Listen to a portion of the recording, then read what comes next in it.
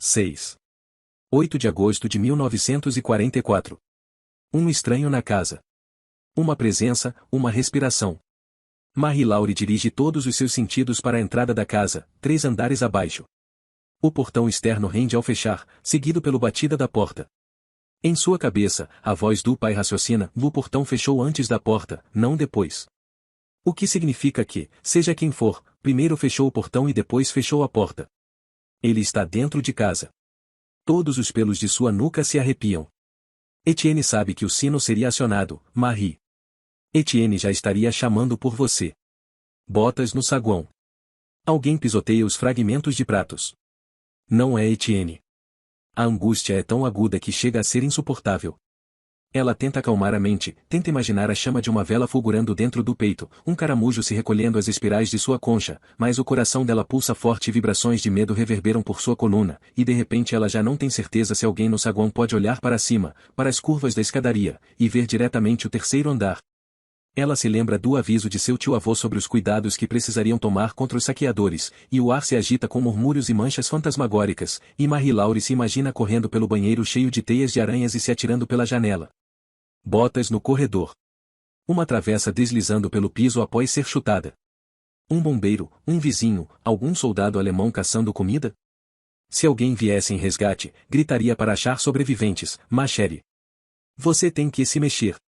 Tem que se esconder. Os passos viajam até o quarto de Madame Manek. Andam vagarosamente, ou talvez esteja escuro. Já é noite? 4 ou 5 ou 6 ou 1 milhão de batidas de coração. Ela está com a bengala, o casaco de Etienne, as 2 latas, a faca, o tijolo. A casa da maquete no bolso do vestido. A gema dentro dela. Água na banheira no final do corredor. Mexa-se. Vá. Uma panela ou uma caçarola, provavelmente caída do seu gancho durante o bombardeio, se agita nos azulejos da cozinha. Ele sai da cozinha. Retorna para o saguão. Levante-se, ma chérie. Levante-se agora. Ela se levanta. Com a mão direita, encontra o corrimão. Ele está na base da escada. Ela quase solta um berro. Mas depois ela reconhece, assim que ele coloca o pé no primeiro lance de escada, que o passo dele está fora de ritmo. Pausa 2, pausa 2.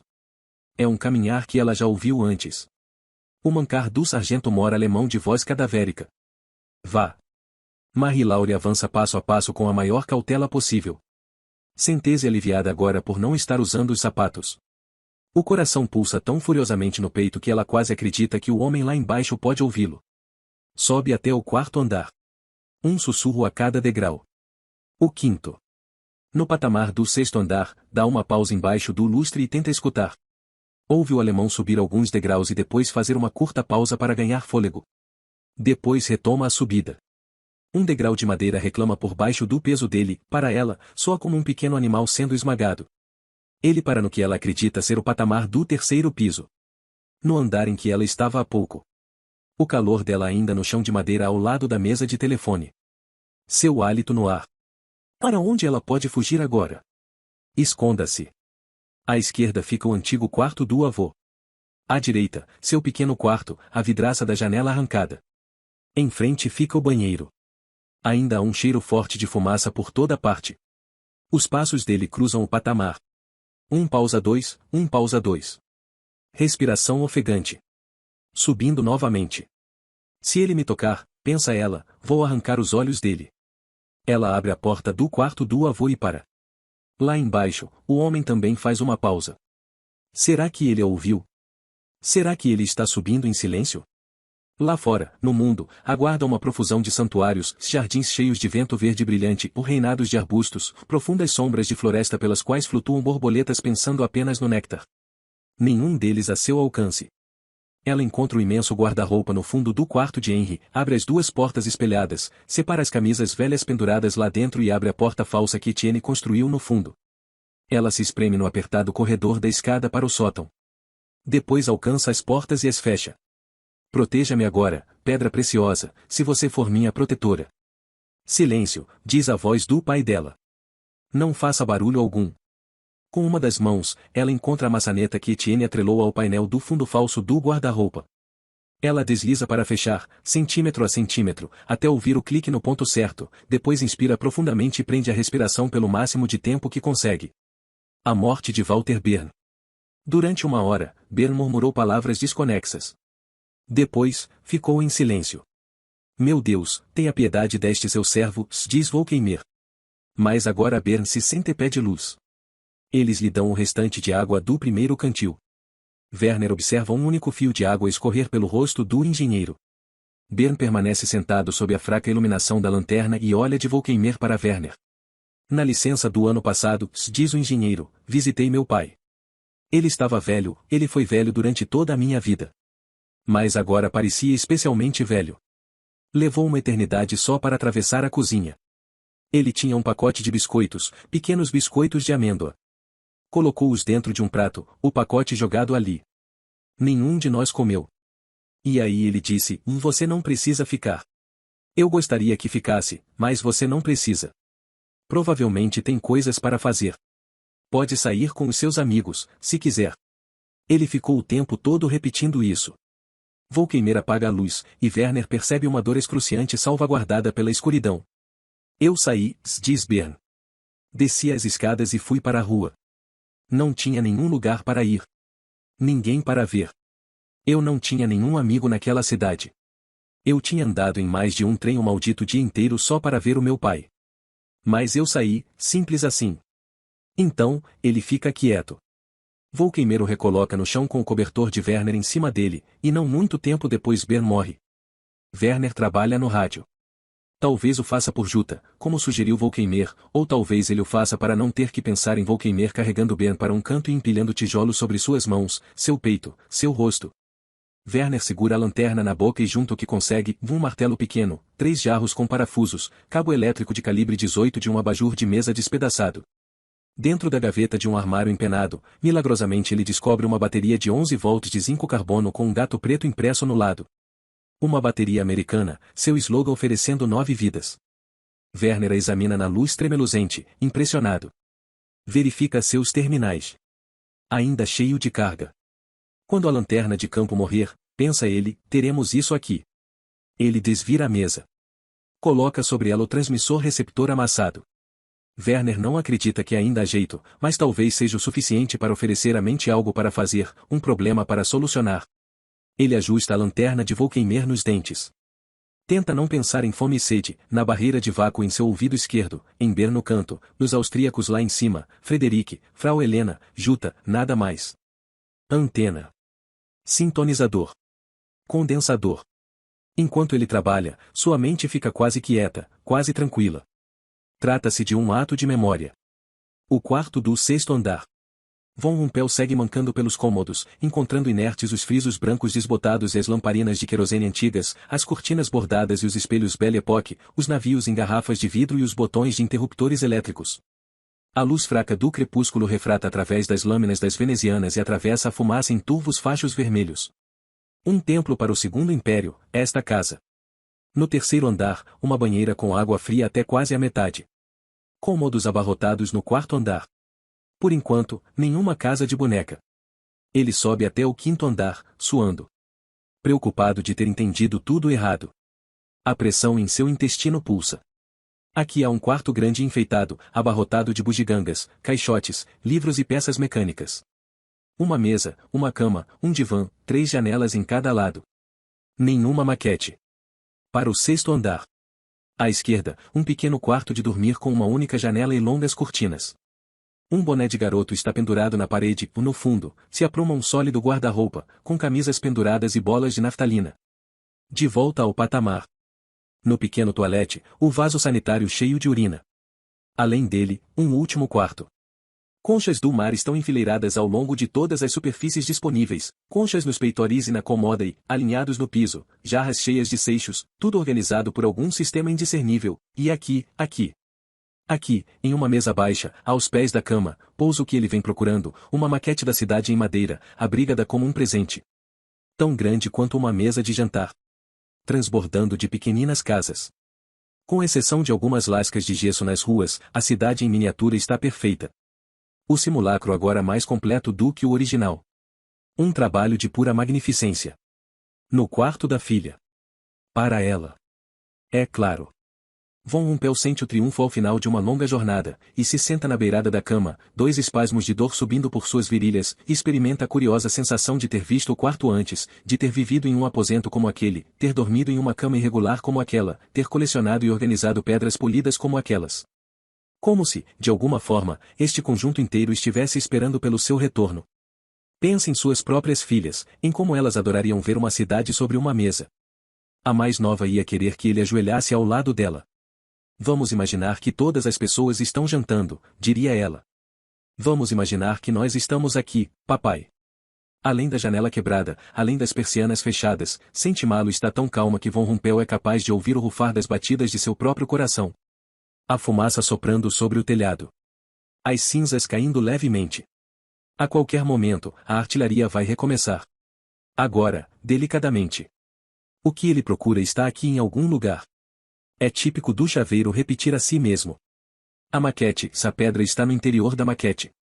Montando o rádio. Werner engancha uma das pontas do fio em um cano rompido que sai enviesado do chão. Com saliva, ele limpa o restante do fio e o enrola 100 vezes em torno da base do cano, criando uma nova bobina de sintonia. A outra ponta, ele arremessa através da dobra de uma escora presa no acúmulo de madeira, pedra e gesso em que se transformou o teto. Volkeimer observa por entre as sombras. Um morteiro explode em algum ponto da cidade, e uma lufada de poeira se espalha. O diodo une as extremidades soltas dos dois fios e se liga aos terminais da bateria para completar o circuito. Werner corre o facho da lanterna de Volkeimer sobre a operação inteira. Terra, antena, bateria. Então ele segura a lanterna entre os dentes, ergue a ponta dos dois terminais do fone de ouvido na altura dos olhos, os desencapa usando as ranhuras de um parafuso e encosta as extremidades livres no diodo. Invisivelmente, elétrons se movem pelos fios. O hotel acima deles, o que restou dele, se emite uma série de ruídos sinistros. A madeira se estilhaça, como se os escombros se desequilibrassem no sustentáculo que lhes resta. Como se uma única libélula pudesse pousar nele e desencadear uma avalanche que vai enterrá-los para sempre. Werner pressiona o fone no ouvido direito. Não funciona. Ele vira o estojo de rádio amassado, examina dentro dele. Com uma pancada rápida, faz a luz esmaecida de Volkeimer voltar a iluminar. Assentar a mente. Visualizar a distribuição da corrente. Ele verifica novamente os fusíveis, as válvulas, as tomadas, ele liga e desliga a chave de transmissão e recepção, sopra a poeira do seletor de frequência. Recoloca os terminais na bateria. Tenta o fone de ouvido novamente. E lá está ela, como se ele tivesse 8 anos de idade novamente, agachado ao lado da irmã no chão da casa das crianças, estática. Nítida e firme. Em sua memória, Jutta diz o nome dele, e imediatamente surge uma segunda imagem, menos esperada, de cordas duplas esticadas na parte frontal da casa de Erci Edler, a grande faixa lisa pendurada nelas, imaculada, completamente vermelha. Werner busca as frequências por intuição. Nenhum ruído, nenhum estalido de código Morse, nenhuma voz. Estática, estática, estática, estática, estática. Em seu ouvido bom, no rádio, no ar. Os olhos de Volkeimer permanecem nele. A poeira flutua pelo facho débil da lanterna em 10.000 partículas, girando suavemente, piscando. No sótão. O alemão fecha as portas do guarda-roupa e se afasta mancando, e Marie-Laure permanece no degrau mais baixo da escada e conta até 40. 60. 100. O coração com dificuldades para bombear sangue oxigenado, a mente com dificuldades para elucidar a situação. Uma frase que certa vez Etienne leu em voz alta volta à sua mente, e mesmo o coração, que nos animais mais altos, quando agitados, pulsa com energia ampliada, no caramujo, sob uma excitação semelhante, bate em ritmo mais lento. Deixe o coração mais lento. Flexione os pés. Não emita som algum. Ela pressiona o ouvido contra o painel falso nos fundos do guarda-roupa. O que ela escuta? Traças roendo as antigas batas do avô? Nada. Lentamente, despropositadamente, Marie-Laure se sente cada vez mais sonolenta. Ele sente as latas nos bolsos. Como abrir uma delas agora sem fazer barulho? A única coisa a fazer é subir. 7 degraus até o longo túnel triangular do sótão. O teto de madeira rústica se inclina em ambos os lados em direção ao pico, unindo-se pouco acima da cabeça dela. Ali, o calor não se dispersou. Sem janelas, sem saída. Nenhum lugar para escapar. Nenhuma maneira de fugir, a não ser pelo caminho pelo qual ela entrou. Os dedos esticados de Marie Laure encontram uma antiga bacia de barbear, um suporte de guarda-chuvas e um caixote cheio de sabe-se lá o que. As tábuas do piso do sótão, sob os pés dela, têm a mesma largura de suas mãos. Marie Laure sabe, por experiência, o quanto de barulho uma pessoa provoca ao andar sobre elas. Não derrube nada. Se o alemão abrir novamente o guarda-roupa, empurrar as roupas penduradas para o lado, se espremer para atravessar a porta e subir até o sótão, o que ela vai fazer? Golpear a cabeça dele com o suporte de guarda-chuvas? Dar uma punhalada com a faca? Gritar. Morrer. Papa. Ela rasteja ao longo da viga central, da qual se estendem as estreitas tábuas de assoalho, em direção à base de pedra da chaminé na outra extremidade. A viga central é mais grossa e fará menos barulho. Ela espera não estar desorientada. Ela espera que ele não esteja atrás dela, apontando uma pistola para suas costas. Os gritos dos morcegos, quase inaudíveis, chegam através do respiradouro do sótão, e em algum lugar distante, talvez um navio da marinha, ou para além de Paramé, um canhão dispara. Craque. Pausa. Craque. Pausa. Em seguida, um longo silvo à medida que a bala chega voando, o fampo quando ela explode nas ilhas mais afastadas. Um arrepio sinistro de pavor se ergue de um lugar além dos pensamentos. Algum alçapão sobre o qual ela precisa se jogar imediatamente para apoiar todo o seu peso e trancafiá-lo. Ela retira o casaco e o estende sobre o chão. Não ousa se levantar com medo do barulho que seus joelhos possam fazer nas tábuas. O tempo passa. Nada vem de baixo. Será que ele foi embora? Tão rápido? É evidente que não foi embora. Ela sabe, afinal de contas, por que ele está aqui. À sua esquerda, há diversos fios elétricos torcidos ao longo do chão. Logo acima da cabeça, a caixa de discos antigos de Etienne. A Victrola mecânica. Seu velho equipamento de gravação. A alavanca que ele usa para içar a antena pela chaminé. Ela abraça os joelhos junto ao peito e tenta respirar através da pele. Sem barulho, como um caramujo. Ela tem as duas latas. O tijolo. A faca. 7. Agosto de 1942. Prisioneiros. Um cabo perigosamente magro usando um uniforme de serviço puído se aproxima de Werner a pé. Dedos compridos, cabelo rareado por baixo do cap. Uma das botas tinha perdido o cadarço, assim a língua pendia canibalesca. Você é baixo, comenta o cabo. Werner, em sua nova farda, capacete grande demais, a fivela de cinto com regulador e a inscrição GOT-MIT 1, ajeita os ombros para trás. O homem fita a imensa escola à luz da aurora com os olhos semicerrados, depois se abaixa, abre o zíper da sacola de lona de Werner e vasculha pelos 3 uniformes do Napola cuidadosamente dobrados. Levanta uma calça, a analisa contra a luz e parece desapontado por não se aproximarem nem um pouco do seu número. Após fechar a sacola, joga-a sobre o ombro, se fez isso para mantê-la para si ou meramente para carregá-la, Werner não consegue adivinhar. Meu nome é Newman. Me chamam de segundo. Existe um outro Newman, o motorista. Ele é chamado de primeiro. E ainda tem o engenheiro, o sargento e você, assim, para todos os efeitos, somos 5 novamente. Nenhuma corneta, nenhuma cerimônia. Foi assim que Werner foi apresentado à Wehrmacht. Caminham 5 quilômetros até a aldeia. Em uma delicatessen, moscas pretas flutuam sobre meia dúzia de mesas. Newman II pede 2 pratos de fígado de vitela e come os 2, usando pãezinhos integrais para ensopar no sangue. Os lábios dele brilham. Werner espera por explicações, para onde vão, de que tipo de unidade ele vai participar, mas não aparece nenhuma. A cor das divisas costuradas nas mangas e colarinho do cabo são de tom vermelho vivo, mas Werner não consegue lembrar o que significam. Infantaria mecanizada? Combate a substâncias químicas. A velha frau recolhe os pratos. Newman II retira uma latinha do casaco, joga 3 comprimidos redondos na mesa e os engole. Depois torna a guardar a latinha dentro do casaco e olha para Werner. Remédio para dor nas costas. Você tem dinheiro? Werner balança a cabeça. Newman II tira do bolso alguns marcos amassados e sujos. Antes de saírem, pede a frau para trazer 12 ovos cozidos e entrega 4 para Werner. Eles pegam um trem em Sulpulforta que passa por Leipzig e desembarcam em uma estação a oeste de Lodz para fazer baldeação. Os soldados de um batalhão de infantaria estão deitados ao longo da plataforma, todos dormindo, como se uma bruxa tivesse lançado um feitiço sobre eles. A penumbra confere uma aparência espectral a seus uniformes desbotados, e a respiração dos soldados parece sincronizada, seu efeito é fantasmagórico e inquietante. De vez em quando, um alto-falante balbucia destinos sobre os quais Werner nunca ouviu falar: Skrima, Wurzen, Grossenien, apesar de nenhum trem chegar ou partir, e apesar de nenhum homem se mexer. Nilman II se senta com as pernas estendidas e come um ovo após o outro, empilhando as cascas como uma torre dentro do seu cap. Cai o crepúsculo. Um ronco tênue e ritmado vem do grupo adormecido. Werner sente como se ele e Nilman II fossem as únicas almas despertas em todo o mundo.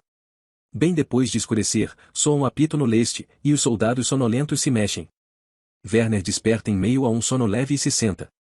Nilman II já está ereto ao lado dele, as palmas das mãos, uma contra a outra, formando uma cuia como se tentasse segurar uma esfera de escuridão na tigela criada com as mãos. Engates de vagões chacoalham, blocos de freios rangem contra as rodas e um trem rápido emerge das trevas. Primeiro aparece uma locomotiva escurecida, blindada, exalando um espesso jato de fumaça e vapor. Atrás da locomotiva, passam fazendo barulho alguns vagões fechados e depois uma metralhadora em um vagão sem bordos, 2 atiradores agachados ao lado dela. Todos os vagões seguintes ao dos atiradores são vagões sem bordos apinhados de gente. Algumas pessoas estão de pé, outras, ajoelhadas. Passam 2 vagões, 3, 4. Cada um deles parece ter uma parede de sacos por toda a frente para servir como quebra-vento. Os trilhos reluzem opacamente enquanto tremem sob o peso da locomotiva. 9 vagões sem bordo, 10, 11. Todos cheios. Os sacos, enquanto passam, têm uma aparência esquisita e parecem esculpidos a partir de argila cinzenta. Nilman II levanta o queixo. Prisioneiros. Werner tenta notar algum dos indivíduos enquanto os vagões passam em disparada, uma face encovada, um ombro, um olho brilhante. Será que estão usando uniformes? Muitos estão sentados com as costas recostadas nos sacos na frente do vagão, parecem espantalhos viajando para o oeste para serem empalados por estacas em alguma terrível horta. Werner repara que alguns dos prisioneiros estão dormindo. Um rosto reluz ao passar, pálido e inerte, uma orelha pressionada contra o chão do vagão. Werner pisca. Não são sacos. Não estão dormindo. Cada vagão tem uma parede de cadáveres empilhados na frente. Quando se torna claro que o trem não vai parar, todos os soldados em torno dele se acomodam e fecham os olhos novamente. Nilman II boceja. Um vagão atrás do outro cheio de prisioneiros passa por ali, um rio de seres humanos brotando da noite. 16, 17, 18, por que contar? Centenas e centenas de homens. Milhares. Finalmente desponta da escuridão o último vagão, onde de novo os vivos se recostam nos mortos, seguido pela sombra de outra metralhadora e 4 ou 5 atiradores, e aí o trem desaparece. O som das rodas diminui, o silêncio se instala novamente. Em algum lugar naquela direção está Supulforta com suas torres escuras, os que molham a cama, os sonâmbulos, os que provocam os colegas. Em algum lugar além de Supulforta, está o Leviatã que é Zolveren. As janelas rangentes da casa das crianças. Juta. Eles estavam sentados em cima dos mortos? Pergunta Werner. Nilman II fecha um olho e inclina a cabeça como um atirador, mirando na escuridão para onde o trem se foi. Bang, diz ele. Bang, bang. O guarda-roupa. Nos dias que se seguem à morte de Madame Manek, Etienne não sai do estúdio. Marie Laure o imagina curvado no sofá, balbuciando cantigas infantis e vendo fantasmas atravessando paredes. Por trás da porta, o silêncio dele é absoluto, e ela fica preocupada com a possibilidade de ele ter se afastado de vez do mundo. Tio. Etienne? Madame Blanchard leva Marie Laure até Saint-Vincent para os serviços fúnebres de Madame Manek. Madame Fontenelle cozinha sopa de batata suficiente para durar por uma semana. Madame Guiboux traz geleia. Madame Ruelle conseguiu, de algum jeito, assar um bolo. As horas se degradam e acabam. Marie Laure coloca um prato cheio em frente à porta de Etienne à noite e recolhe um prato vazio de manhã. Ela fica sozinha no quarto de Madame Manek e sente o cheiro de hortelã, cera de vela, 6 décadas de lealdade. Empregada doméstica, enfermeira, mãe, membro da resistência, conselheira, chefe de cozinha, quais seriam as 10.000 coisas que Madame Manek representava para Etienne? Para todos eles. Marinheiros alemães começam uma cantoria bêbada na rua. Em casa, uma aranha tece uma nova rede sobre o fogão todas as noites. Para Marie Laure trata-se de uma crueldade dupla, que a vida continue, que a terra continue girando, e não interrompa nem por um segundo o seu ciclo ao redor do sol. Pobre criança. Pobre Monsieur Leblanc. Como se estivessem amaldiçoados. Se pelo menos o pai dela aparecesse pela porta da cozinha. E sorrisse para as senhoras, colocasse as palmas das mãos nas bochechas de Marie Laure. 5 minutos com ele. 1 minuto. Depois de 4 dias, Etienne sai do quarto. A escada rende quando ele desce, e as mulheres na cozinha ficam em silêncio. Com voz grave, pede que todas saiam por favor. Eu precisava de um tempo para me despedir e agora preciso cuidar de minha sobrinha e de mim mesmo. Obrigado. Assim que a porta da cozinha se fecha, ele a tranca e pega Marie-Laure pela mão. Agora todas as luzes estão apagadas. Muito bem. Por favor, fique de pé aqui. As cadeiras são afastadas para o lado. A mesa da cozinha é afastada para o lado. Ela consegue ouvi-lo tateando a argola no centro do piso, o alçapão abre. Ele desce até o porão. Tio. Do que o senhor precisa? Disso, grita ele. O que é? Uma serra elétrica. Ela é capaz de sentir algo faiscar dentro de si. Etienne começa a subir as escadas para os pisos superiores, Marie-Laure o segue de perto. Segundo andar, terceiro, quarto, quinto, sexto, virar à esquerda no quarto do avô dela. Ele abre a porta do gigantesco guarda-roupa, retira as roupas velhas do irmão e as coloca em cima da cama. Estende um fio de extensão ao longo do patamar e o enfia na tomada. O barulho vai ser alto. Ele diz. Bom, diz ela. Etienne alcança o fundo do guarda-roupa, e a serra ganha vida com um barulho alto. O som penetra nas paredes, no chão, no peito de Marie-Laure. Ela fica pensando quantos vizinhos estarão ouvindo, e se, em algum lugar, um alemão tomando café forçou o ouvido para escutar. Etienne retira um retângulo dos fundos do guarda-roupa, depois alcança a porta do sótão atrás dele. Ele desliga a serra elétrica e se enfia através do buraco, até a escada atrás dele, até o sótão. Ela o segue.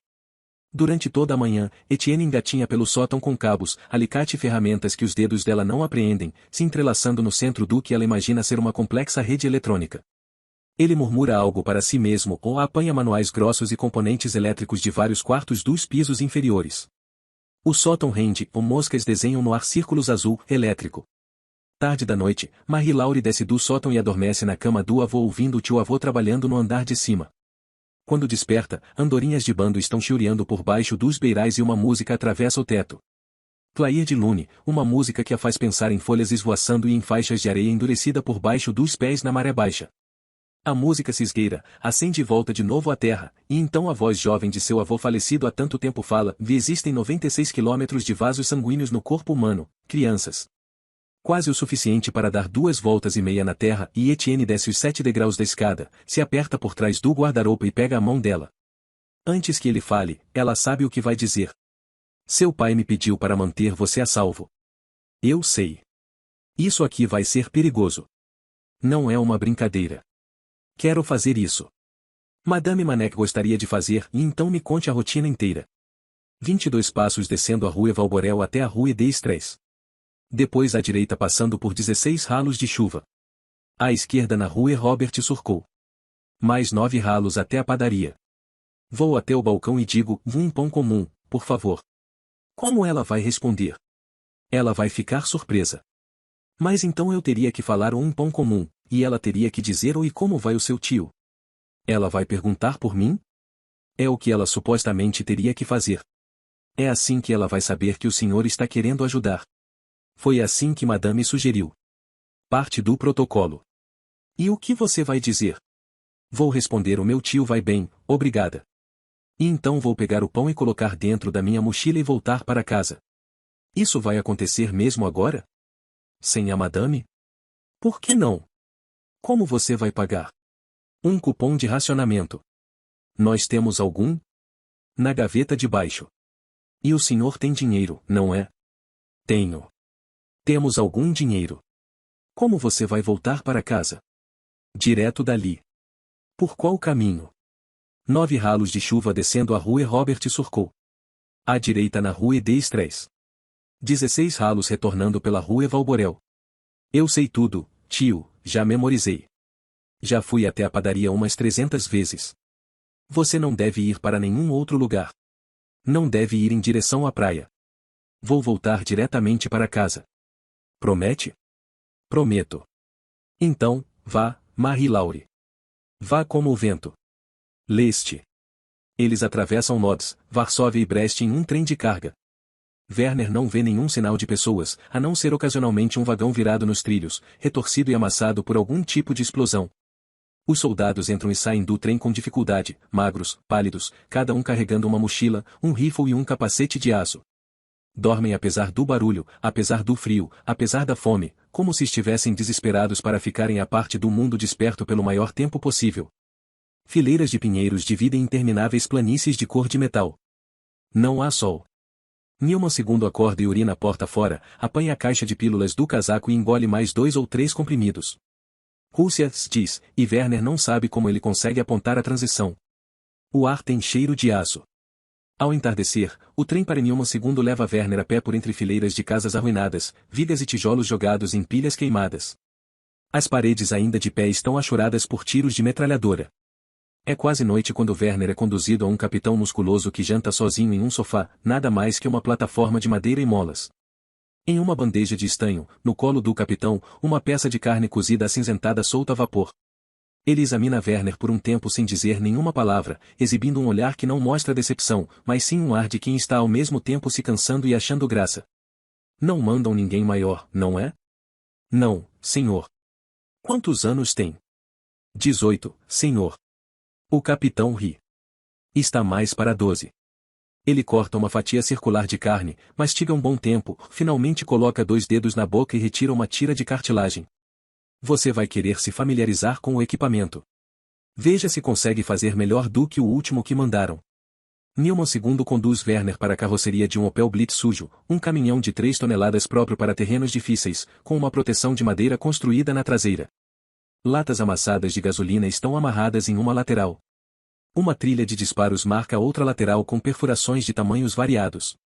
O crepúsculo opressivo se esvai. Newman II traz uma lamparina a querosene para Werner. O equipamento está lá dentro. E então ele some. Sem maiores explicações. Bem-vindo à guerra. Pequenos insetos giram na luz da lamparina. A fadiga se instala em cada parte de Werner. Esta ideia do Dr. Hauptmann representava uma recompensa ou um castigo? Ele sente falta de se sentar nos bancos da casa das crianças novamente, ouvir as canções de Frau Helena, sentir o calor bombeando do forno grande e a voz alta de Siegfried Fischer falando entusiasmadamente sobre U-boats e aviões de combate, ver Jutta desenhando na extremidade da mesa, esboçando as 1000 janelas de sua cidade imaginária. Dentro da carroceria do caminhão paira um odor, argila e diesel misturados a algo pútrido. 3 janelas quadradas refletem a luz da lamparina. É um caminhão de rádio. Em um banco na parede esquerda está um par de consoles de escuta do tamanho de travesseiros. Uma antena RF dobrável que pode ser elevada ou abaixada a partir de dentro. 3 fones de ouvido, uma armaria, armários com trancas. Lápis de cera, compassos, mapas. E aqui, em estojos danificados, aguardam 2 transmissores receptores que ele tinha projetado com o Dr. Hauptmann. Ver que eles percorreram toda essa distância até ali o conforta, como se estivesse à deriva no oceano e de repente, ao se virar, esbarrasse em um velho amigo boiando ao seu lado. Ele remove o primeiro rádio do estojo e desparafusa a placa de trás. O sintonizador está quebrado, diversos fusíveis estão estourados, e está sem a tomada do transmissor. Ele descobre ferramentas, uma chave soquete, fios de cobre. Pela porta aberta, Werner olha através do acampamento silencioso para as estrelas espalhadas aos milhares por todo o céu. Será que os tanques russos espreitam lá fora? Mirando suas armas para a luz da lamparina? Ele se lembra do grande fio cor-de-nogueira de Erci Edler. Examinar os fios, concentrar, avaliar. No final, um padrão vai surgir. Quando levanta o olhar novamente, um suave brilho aparece por trás de uma fileira de árvores distantes, como se algo estivesse queimando lá. O amanhecer. A cerca de 800 metros, 2 garotos com bastões andam encurvados por trás de um rebanho de gado ossudo. Werner está abrindo o segundo estojo de rádio quando um gigante aparece por trás do caminhão. Penig. O homem apoia os longos braços na barra superior da lona do caminhão, ele eclipsa a aldeia em ruínas, os campos, o sol nascente. Vou queimar. Um pão comum. Eles estão no meio da cozinha com as cortinas fechadas. Ela ainda sente a emoção de sair da padaria com o peso quente do pão na mochila. Etienne corta o pão. Aqui está. Ele coloca um pequeno rolo de papel, não maior do que uma concha, na palma da mão dela. O que está escrito? Números. Um monte de números. Os 3 primeiros devem ser frequências. Não tenho certeza. O quarto, 2300, pode ser um horário. Vamos fazer agora? Vamos esperar até escurecer. Etienne instala fios pela casa toda, prendendo-os por trás das paredes, conectando um deles a um sino no terceiro andar, por baixo da mesa de telefone, um outro a um segundo sino no sótão, e um terceiro no portão da frente. Ele faz com que Marie-Laure teste 3 vezes, ela fica na rua e abre o portão, e no interior da casa 2 sinos soam sem força. Em seguida, ele constrói um fundo falso no guarda-roupa, instalando-o em um trilho deslizante de modo a poder ser aberto por ambos os lados. Ao entardecer, os dois bebem chá e mastigam o pão denso e farinhento da padaria dos Ruelles.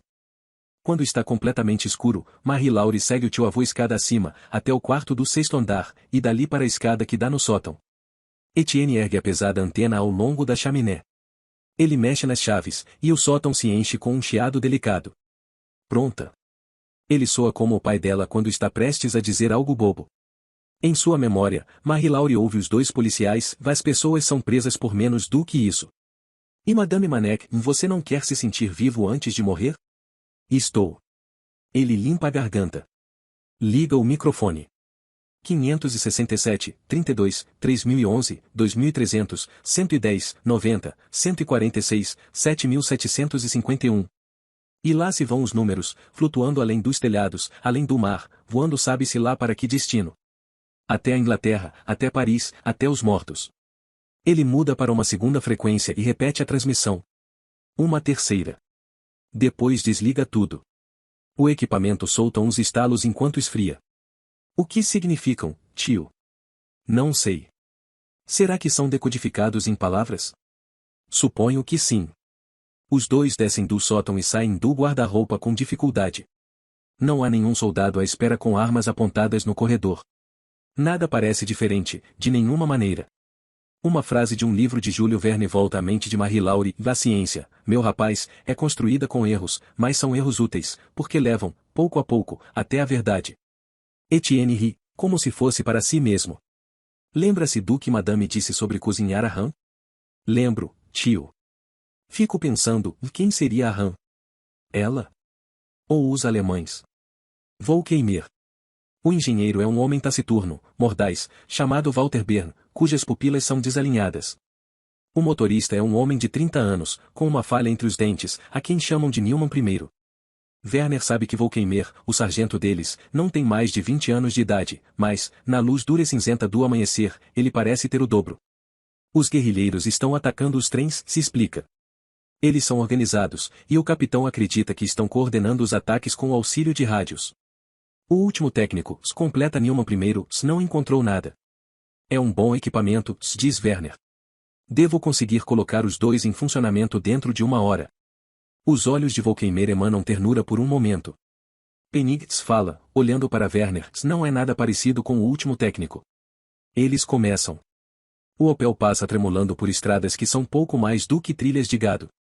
A cada trecho de uns poucos metros param para instalar um transmissor-receptor sobre um pequeno monte ou uma saliência. Deixam Bernie o magro e desconfiado Newman II para trás, um deles com um rifle, o outro usando os fones de ouvido. Depois trafegam mais alguns metros, o suficiente para montar a base de um triângulo, calculando a distância o tempo todo, e Werner liga o primeiro receptor. Ergue a antena do caminhão, coloca o fone no ouvido e varre o espectro, tentando encontrar alguma coisa que não seja autorizada. Nenhuma voz é permitida. Ao longo do imenso e plano horizonte, múltiplos incêndios parecem queimar incessantemente. Na maior parte do tempo, Werner está dentro do caminhão olhando para trás, para o local do qual estão se afastando, em direção à Polônia, em direção ao Reich. Ninguém atira neles.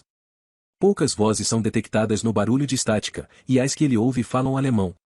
À noite, Newman I apanha latas de pequenas salsichas das caixas de munição, e Newman II conta piadas batidas sobre prostitutas, de memória inventadas, e em seus pesadelos Werner observa as formas dos rapazes se fechando sobre Frederic, só que, quando ele se aproxima, Frederic se transforma em Jutta, e ela encara Werner com olhos de acusação enquanto arrancam os membros dela, um por um.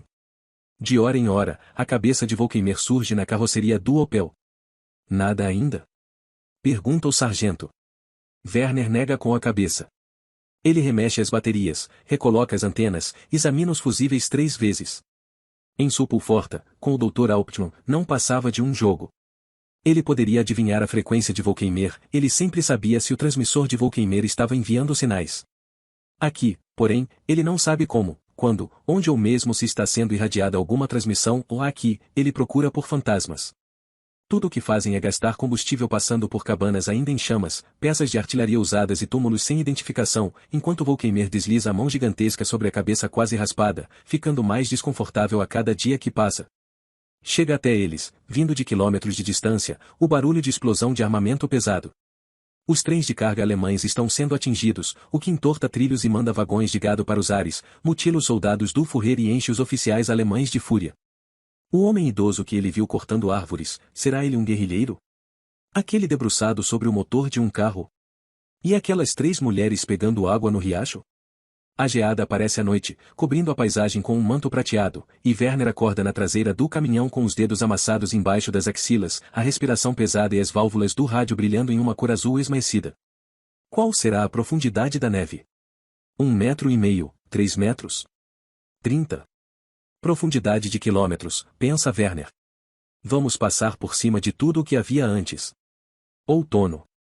As tempestades lavam o céu, as praias, as ruas, e um sol vermelho mergulha no mar, deixando em fogo todo o granito da parte oeste de Saint-Malo, e 3 limusines com silenciadores acoplados deslizam pela rua de Lacrosse como aparições, e uma dúzia, se tanto, de oficiais alemães, acompanhados por homens carregando holofotes e filmadoras, sobem os degraus do Bastion de La Hollande e caminham pelas muralhas no frio. Da sua janela do 5º andar, Etienne os observa por um telescópio de metal, são quase 20 ao todo, capitães, majores e até um tenente-coronel segurando o sobretudo na altura do colarinho e gesticulando em direção aos fortes nas ilhas, um dos homens alistados tentando acender um cigarro no vento, os outros rindo enquanto o cap dele sai voando sobre as construções. Do outro lado da rua, na porta da frente da casa de Claude Levitte, 3 mulheres se acabam de tanto rir. As luzes estão acesas nas janelas de Claude, embora o restante do quarteirão não tenha eletricidade. Alguém abre uma janela do 3º andar e arremessa um copo pequeno em direção à rua Valborel, que cai girando e aterrissa fora do campo de visão. Etienne acende uma vela e sobe até o 6º andar. Marie-Laure adormeceu. Do bolso, ele tira um rolo de papel e o desenrola. Já desistiu de decifrar o código e já transcreveu os números, colocou-os em uma matriz, somou, multiplicou, e nada aconteceu. E, no entanto, algo aconteceu, sim.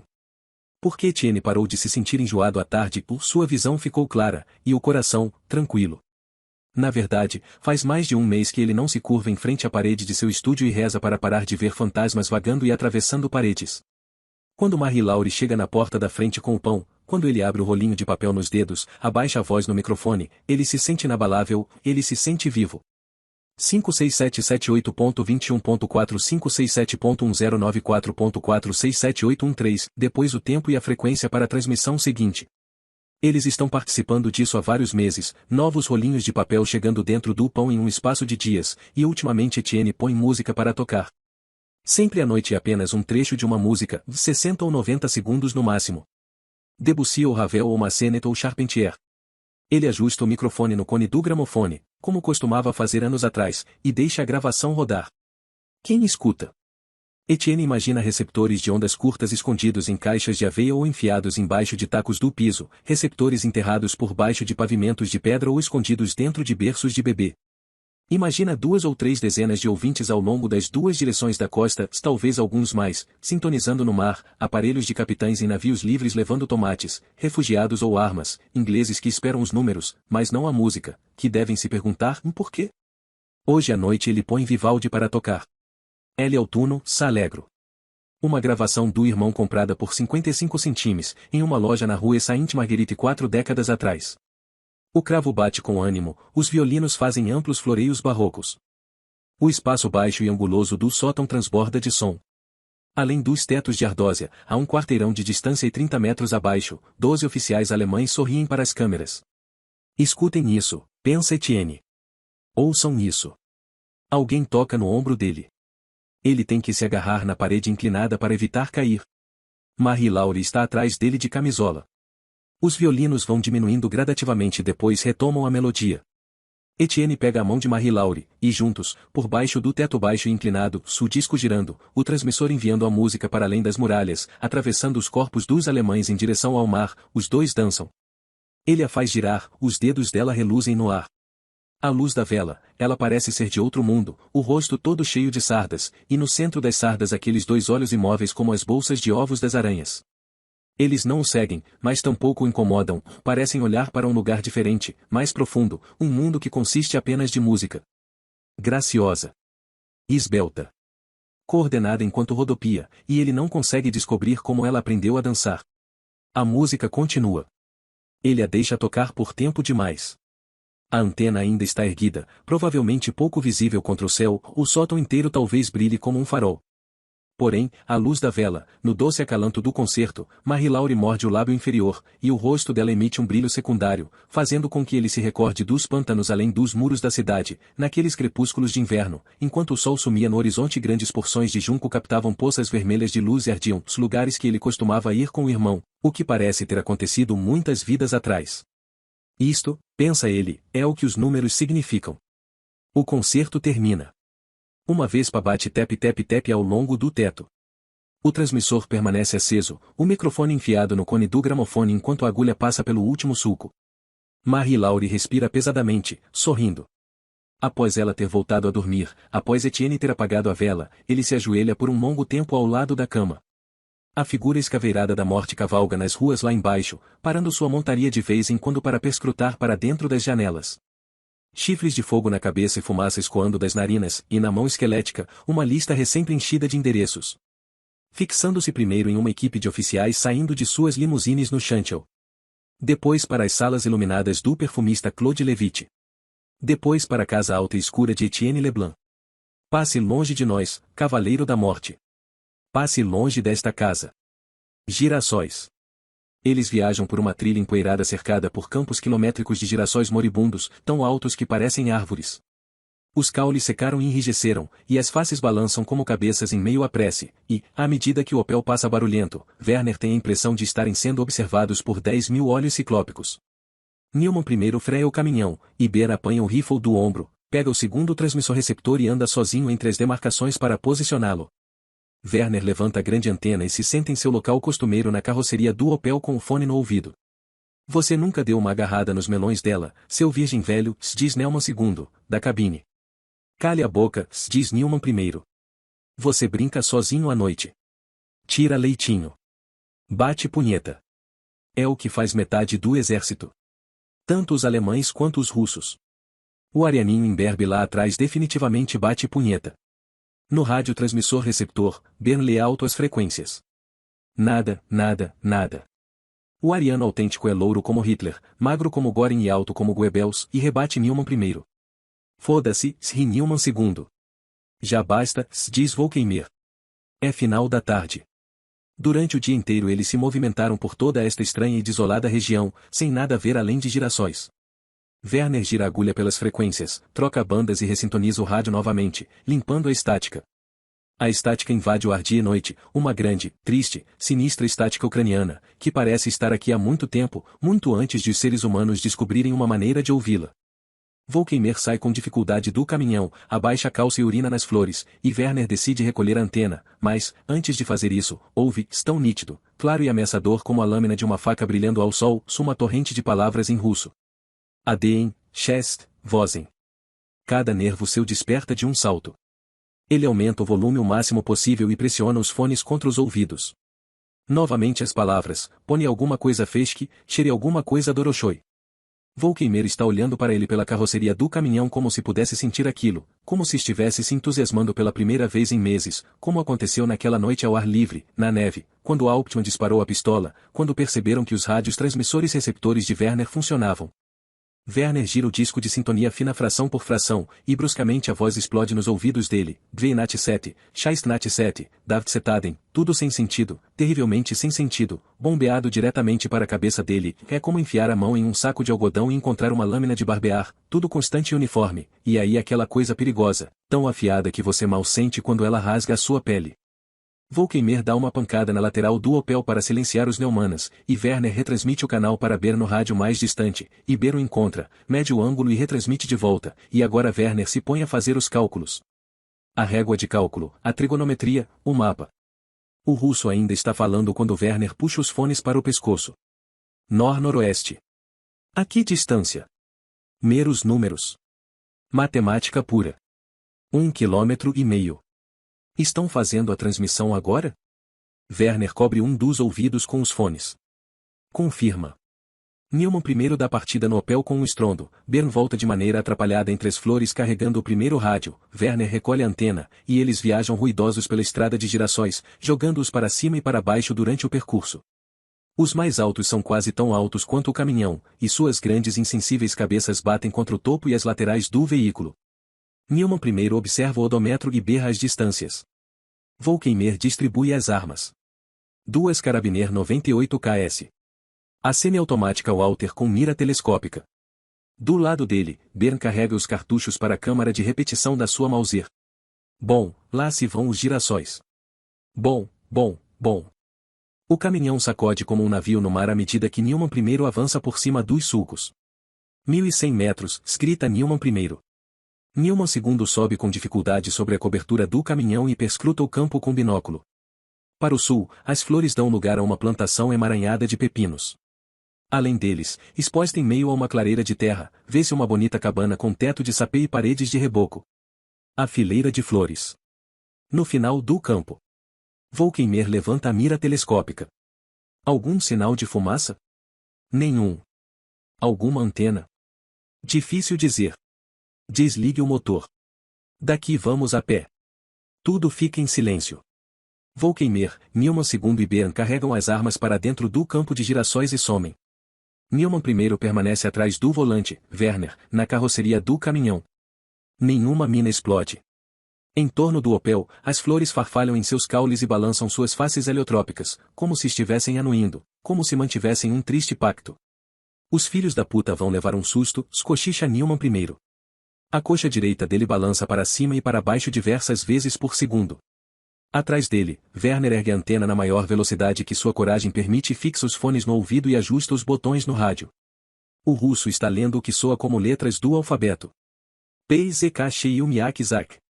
Cada enunciado parece se elevar dos fones apenas para os ouvidos de Werner e depois se desintegra. É possível sentir um leve tremor causado pelo movimento da perna de Newman. Os raios de sol ultrapassam os insetos grudados nas janelas e um vento frio deixa o campo todo farfalhando. Será que não há sentinelas? Vigias? Guerrilheiros armados se insinuando exatamente neste momento por trás do caminhão? A língua russa vindo do rádio é uma vespa em cada ouvido, Zoukaz Vukalov. Quem sabe que horrores ela está distribuindo, posições das tropas, horários de trens, ele pode estar dando aos atiradores da artilharia a localização do caminhão justo agora, se Volkeimer está caminhando para fora do campo dos girassóis, o maior entre todos os alvos humanos, segurando o rifle como um bastão, parece impossível que a cabana pudesse mesmo acomodá-lo, como se Volkeimer fosse engolfar a casa em vez do contrário. Primeiramente o som dos tiros o alcança pelo ar ao redor dos fones de ouvido. Uma fração de segundo mais tarde, ele chega através dos próprios fones, tão alto que Werner quase os arranca da cabeça. Depois, até a estática some, e o silêncio nos fones se parece como algo maciço se movendo pelo espaço, um dirigível fantasmagórico aterrissando devagar. Newman primeiro abre e fecha a colatra do rifle. Werner se lembra de se agachar ao lado da cama conjunta após o francês anunciar o fim da transmissão, as janelas chacoalhando por causa da passagem de algum trem, o eco da transmissão parecendo reluzir no ar por um momento, como se ele pudesse estender o braço e deixá-lo flutuar sobre as mãos. Volkeimer retorna com tinta espalhada pela cara. Leva 2 dedos até a testa, empurra o capacete para trás, e Werner percebe que não é tinta. Bote fogo na casa, diz. Rápido. Não desperdice diesel. Ele olha para Werner. A voz dele terna, quase melancólica. Salve o equipamento. Werner abaixa os fones de ouvido e coloca o capacete. Andorinhões mergulham sobre os girassóis. A visão dele faz círculos lentos, como se algo estivesse errado com o equilíbrio. Newman primeiro vai na frente cantarolando com os lábios fechados enquanto carrega uma lata de combustível por entre as flores. Eles abrem caminho pelos girassóis em direção à cabana, pisando em verbascos, pés de cenoura selvagem, com as folhas amarronzadas por causa da geada. Ao lado da porta da frente um cão está deitado na terra, queixo nas patas, e por um instante Werner pensa que ele está apenas dormindo. O primeiro homem morto está no chão com um braço preso por baixo do corpo, uma desordem rubra no lugar em que deveria estar a cabeça. Sobre a mesa está um segundo homem, caído com uma das faces apoiadas no tampo, apenas as extremidades da ferida à mostra, um roxo indecoroso. O sangue que se espalhou pela mesa se solidifica como parafina. Parece quase preto. Estranho pensar na voz dele voando através do ar, já à distância de um país, ficando mais fraca a cada quilômetro. Calças rasgadas, casacos encardidos, um dos homens está de suspensórios, eles não usam uniformes. Newman primeiro arranca uma cortina feita de saco de batata e a leva para fora, e Werner o ouve encharcá-la com diesel. Newman segundo arranca os suspensórios do segundo morto, apanha restes de cebola no lintel, as pendura no peito e sai. Na cozinha, meia fatia de queijo permanece por comer. Ao lado do queijo, uma faca com um cabo de madeira descorada. Werner abre um armário simples. Dentro se encontra um recanto de superstições e vidros de líquidos escuros, medicamentos para dor sem os rótulos, melaços, colheres de sopa fincadas na madeira, algo escrito com alfabeto latino, belladonna, alguma outra coisa marcada com um X. O transmissor é fraco, alta frequência, provavelmente uma peça retirada de um tanque russo. Parece pouco mais do que um punhado de componentes jogados dentro de uma caixa. A antena plano-terra instalada ao lado da cabana pode ter enviado as transmissões no máximo a 50 km. Werner sai, volta a olhar para casa, branca como osso na luz que vai minguando. Pensa no armário da cozinha com suas estranhas poções. O cão que não fez o trabalho dele direito. Aqueles guerrilheiros podem ter participado de alguma magia negra da floresta, mas não deviam estar lidando com a magia mais elevada do rádio. Ele pendura o rifle no ombro e carrega o grande transmissor amassado, seus terminais, seu microfone, pelas flores até chegar ao Opel, o motor em funcionamento, Newman II e Volkeimer já dentro da cabine. Ouve as palavras do Dr. Hauptmann: o trabalho de um cientista, cadete, é determinado por dois fatores. Os interesses dele e os interesses da época dele. Tudo levou a isto, a morte do pai dele, todas aquelas horas incansáveis com Juto ouvindo o rádio de Galena no sótão, ou Hans e Herbert usando as braçadeiras vermelhas sob as camisas, para que Frau Helena não visse, 400 noites escuras e resplandecentes em Suppelforta montando rádios transmissores receptores para o Dr. Hauptmann. A destruição de Frederick. Tudo levando até este momento enquanto Werner empilha o fortuito equipamento cossaco na caçamba do caminhão, se senta no banco e observa a luz das chamas da cabana se elevar sobre o campo. Bern sobe e fica do lado dele, rifle no colo, e nenhum dos dois se dá o trabalho de fechar a porta traseira quando o Opel dá a partida. Pedras. O sargento Mor von Rumpel é chamado a um depósito nos arredores de Lodz. É a primeira vez que ele viajou desde que concluiu seus tratamentos em Stuttgart, e sente como se a densidade de seus ossos tivesse diminuído. 6 guardas com capacetes de aço esperam atrás do arame farpado. Seguiram-se muitas continências e bater de calcanhares. Ele tira o casaco e se enfia dentro de um macacão fechado com zíperes sem bolsos. 3 trancas são abertas. Do outro lado de uma porta, 4 oficiais em macacões idênticos estão de pé atrás de mesas com abajures de joalheiro acoplados a cada uma. Nas janelas, compensados foram pregados. Um gefreiter de cabelos escuros explica o protocolo. Um primeiro homem arranca as pedras de suas armações. Um segundo as esfrega, uma a uma, em um banho de detergente. Um terceiro homem pesa cada uma delas, declara sua grandeza e a passa para von Rumpel, que examina a pedra com a ajuda de uma lupa e classifica a limpidez, inclusões leves e inclusões muito, muito leves. Um quinto homem, o gefreiter, registra as avaliações. Vamos trabalhar em turnos de 10 horas até terminarmos. Von Rumpel concorda. Logo surge a sensação de que sua coluna vai trincar. O gefreiter puxa um malote com cadeado de debaixo da mesa, desenrosca a corrente da sua abertura interior, derrama seu conteúdo sobre uma bandeja forrada de veludo. Milhares de pedras preciosas transbordam, esmeraldas, safiras, rubis, citrino, peridoto, crisoberilo. Entre elas, cintilam centenas e centenas de pequenos diamantes, alguns ainda em colares, pulseiras, abotoaduras ou brincos. O primeiro homem carrega a bandeja para sua estação, coloca um anel de noivado em seu torno, e abre as garras com pinças. Seguindo a fila, vem o diamante. Von Rumpel conta os outros malotes por baixo da mesa, em 9. Onde, começa a perguntar se eles conseguiram todas essas. Mas ele sabe de onde vieram. Gruta. Meses após a morte de Madame Manek, Marie Laure ainda espera ouvir a velha senhora subir as escadas, sua respiração pesada, sua fala lenta. Mãe de Jesus, querida, está congelante. Ela nunca mais subiu. Sapatos aos pés da cama, embaixo da maquete. Bengala no canto. Descer até o primeiro andar, onde a mochila fica pendurada no gancho. Sair. 22 passos descendo a rua Valborel. Depois à direita por 16 ralos de chuva. Virar à esquerda na rua Robert Surcou. Mais 9 ralos até a padaria. Um pão comum, por favor. E como está o seu tio? Meu tio vai bem, obrigada. Às vezes, o pão traz um rolo branco dentro, e às vezes, não. Às vezes, Madame Ruelle consegue obter algumas mercadorias para Marie-Laure: repolho, pimentão vermelho, sabão. De volta ao cruzamento com a Rue des Tres. Em vez de virar à esquerda para a Rue Valborel, Marie-Laure segue em frente. 50 passos até as muralhas, cerca de mais 100 ao longo da base das muralhas para a abertura da viela que fica cada vez mais estreita. Com os dedos, ela encontra o cadeado, o do casaco, puxa a chave de ferro que Hubert Bazin lhe deu um ano atrás. A água está gelada, na altura da canela, os dedos dos pés logo ficam dormentes. Porém, a gruta forma seu universo particular, e dentro desse universo giram incontáveis galáxias, e aqui, na metade de uma única concha de mexilhão virada de cabeça para baixo, vivem uma craca e um pequenino caranguejo eremita ocupando uma concha espiralada. E na concha do caranguejo? Uma craca ainda menor. E naquela craca? No confinamento abafado do antigo canil, o som do mar supera todos os outros sons, ela cuida dos caramujos como se fossem plantas de um jardim. Onda a onda, momento a momento, ela vem escutar as criaturas sugarem, se mexerem e guincharem, vem pensar no pai preso em uma cela, pensar em Madame Manec no seu campo de flores, no tio confinado por 2 décadas dentro da própria casa. Então ela tateia pelo caminho de volta ao portão e o fecha atrás de si. Naquele inverno havia mais momentos sem eletricidade do que com eletricidade. Etienne liga um par de baterias de barco ao transmissor para fazer suas transmissões mesmo quando falta energia.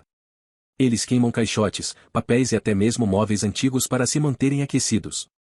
Marie-Laure arrasta o pesado tapete de retalhos do chão do quarto de Madame Manec até o 6º andar e o coloca sobre a colcha. Algumas vezes, por volta da meia-noite, o quarto dela fica tão frio que ela acha que consegue ouvir o barulho do piso congelando. Qualquer som de passos poderia ser de um policial. Qualquer ronco de motor poderia ser de um destacamento enviado para transportá-los. No andar de cima, Etienne está transmitindo novamente, e ela pensa: eu deveria me posicionar na porta da frente para o caso de eles aparecerem. Com isso, poderia conseguir alguns minutos para ele. Mas está muito frio. É melhor ficar na cama, com o peso do tapete sobre mim, e sonhar com o museu, passar os dedos pelas paredes rememoradas, atravessar a grande galeria em direção ao depósito de chaves. Tudo o que ela tem que fazer é percorrer o chão de ladrilhos e virar à esquerda, e lá estará o pai atrás do balcão, apostos com o seu cortador de chaves. Ele dirá: por que demorou tanto, meu passarinho? Ele dirá: nunca vou abandonar você, nem em 1 milhão de anos. Caçada. Em janeiro de 1943, Werner descobre uma segunda transmissão ilegal vinda de um pomar, no qual é lançado granada que acaba por arrebentar a maioria das árvores ao meio. 2 semanas mais tarde, descobre uma terceira transmissão, depois uma quarta. Cada nova descoberta parece apenas uma variação da anterior, o triângulo se fecha, cada segmento encolhendo simultaneamente, os vértices ficando mais próximos, até se reduzirem a um ponto único, um celeiro ou uma cabana ou o porão de uma fábrica ou algum acampamento repulsivo no gelo. Ele está transmitindo agora? Sim. Naquele barracão? Está vendo a antena subindo pela parede leste? Sempre que pode, Werner grava em fita magnética o que os guerrilheiros dizem. Todo mundo, ele está descobrindo, gosta de se ouvir falar. Empáfia, como nas histórias mais antigas. Eles erguem a antena alto demais, fazem transmissões durante minutos demais, presumem que o mundo oferece segurança e racionalidade, quando naturalmente isso não acontece. O capitão avisa que está entusiasmado com o progresso deles, promete licenças, bifes, conhaque. Durante todo o verão, o Opel perambula pelos territórios ocupados, cidades que Juta anotou no registro de rádio deles ao vivo: Spraga, Minsk, Ljubljana. De vez em quando o caminhão passa por um grupo de prisioneiros, e Volkeimer pede que Milman primeiro desacelere. Ele se senta bem ereto, procurando algum homem tão corpulento quanto ele. Quando encontra, dá uma batida no painel. Milman primeiro freia, e Volkeimer se joga para fora, na neve, fala com o guarda e se arremete entre os prisioneiros, em geral vestindo apenas uma camisa para se proteger do frio. O rifle dele está no caminhão, dirá Milman primeiro. Deixou a merda do rifle dele justo aqui. Às vezes ele fica distante demais. Outras vezes, Werner o ouve perfeitamente. Volkeimer dirá ao Zien, o vapor da respiração voando na frente dele, e quase sempre o russo corpulento entende. Tire. Um rapaz russo robusto com a cara de quem não se impressiona com nada nesse mundo. Salvo talvez isto, o outro gigante arremetendo contra ele.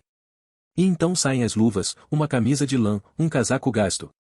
Somente quando ele pede as botas os rostos deles se transformam, balançam a cabeça, olham para cima ou para baixo, reviram os olhos como cavalos amedrontados. Perder as botas, entende Werner, significa que vão morrer. Mas Volkeimer permanece imóvel e espera, um homem corpulento contra o outro, e o prisioneiro sempre cede. Ele fica de pé na neve, calçado com suas meias rasgadas, e tenta fazer contato visual com os outros prisioneiros, mas nenhum deles o encara. Volkeimer apanha vários itens, os experimenta, os devolve se não cabem. Depois retorna com passos fortes de volta para o caminhão, e Newman primeiro engrena o Opel.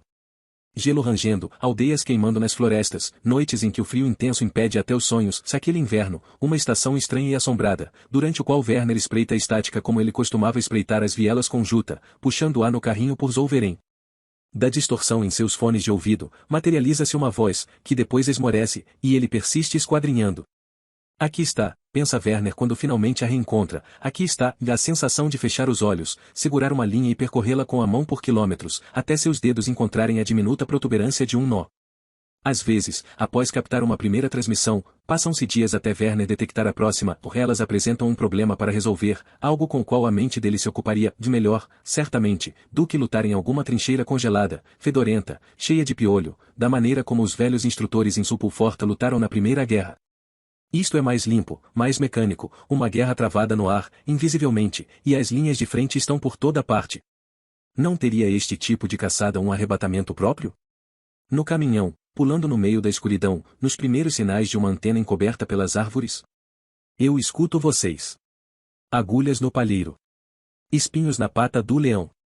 Ele os encontra, e Volkeimer os retira.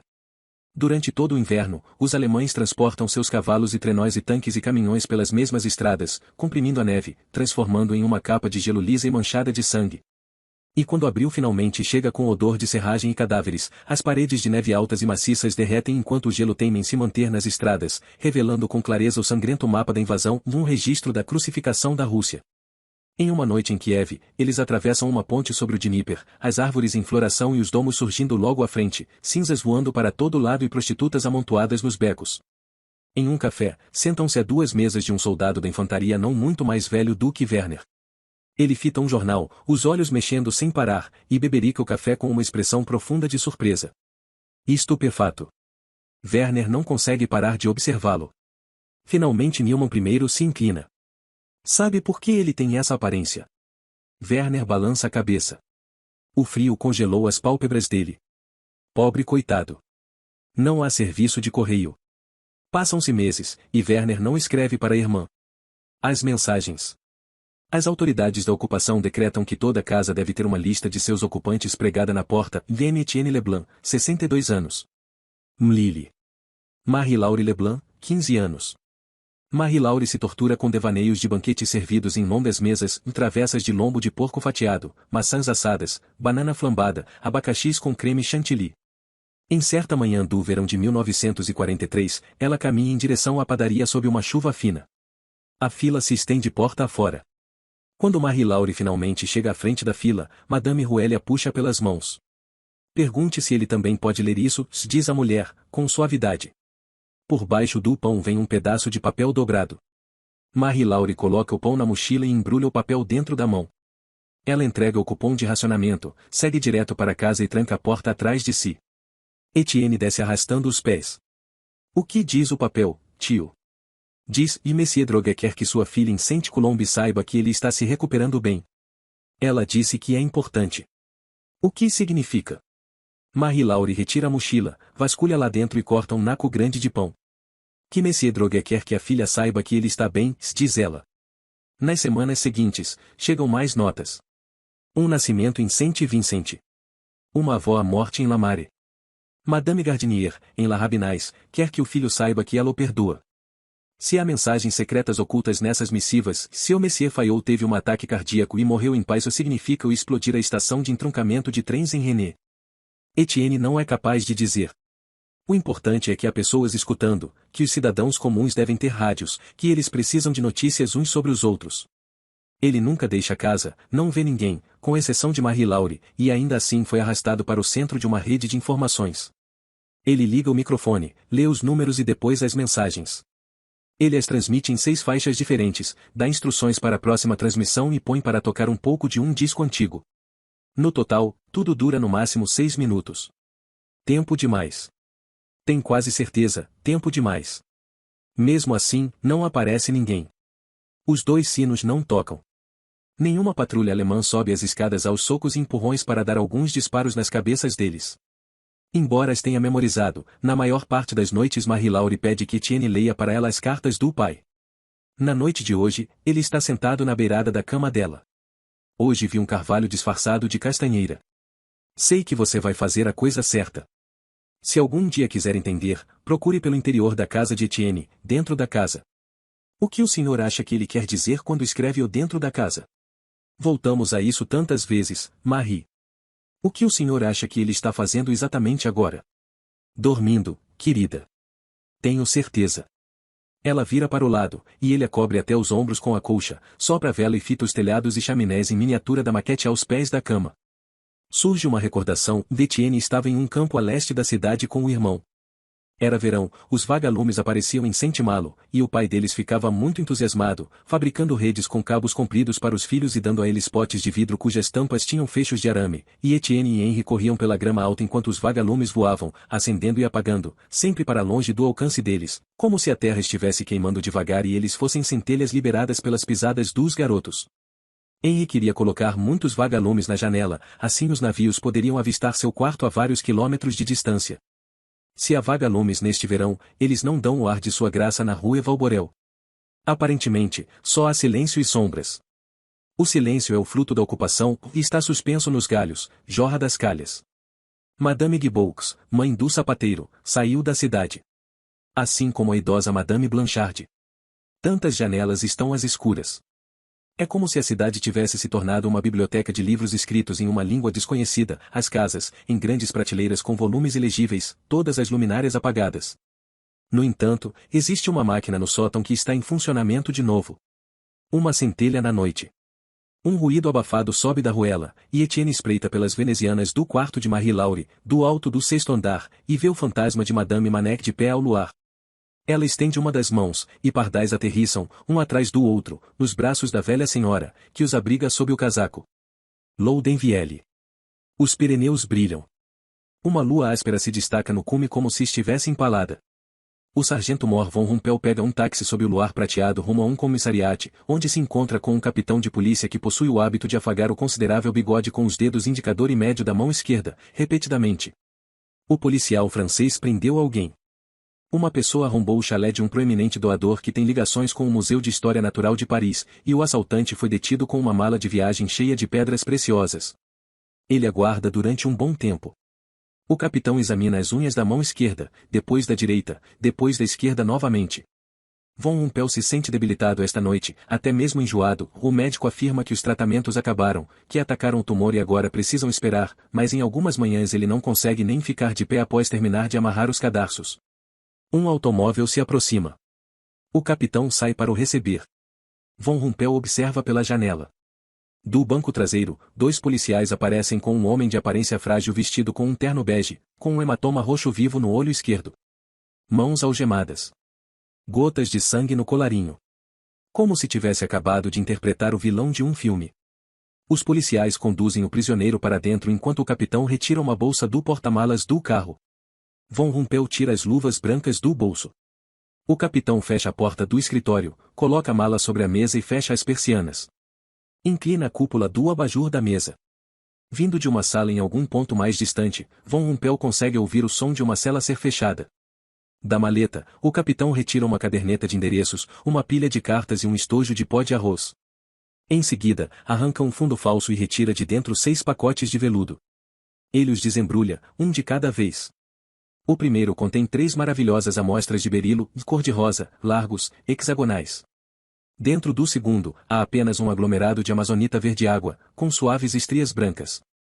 Na terceira, há um diamante em formato de lágrima. O entusiasmo toma as pontas dos dedos de Von Rumpel. O capitão retira uma lupa do bolso, um olhar de pura ganância estampado no rosto. Examina o diamante durante um bom tempo, virando-o de um lado para o outro.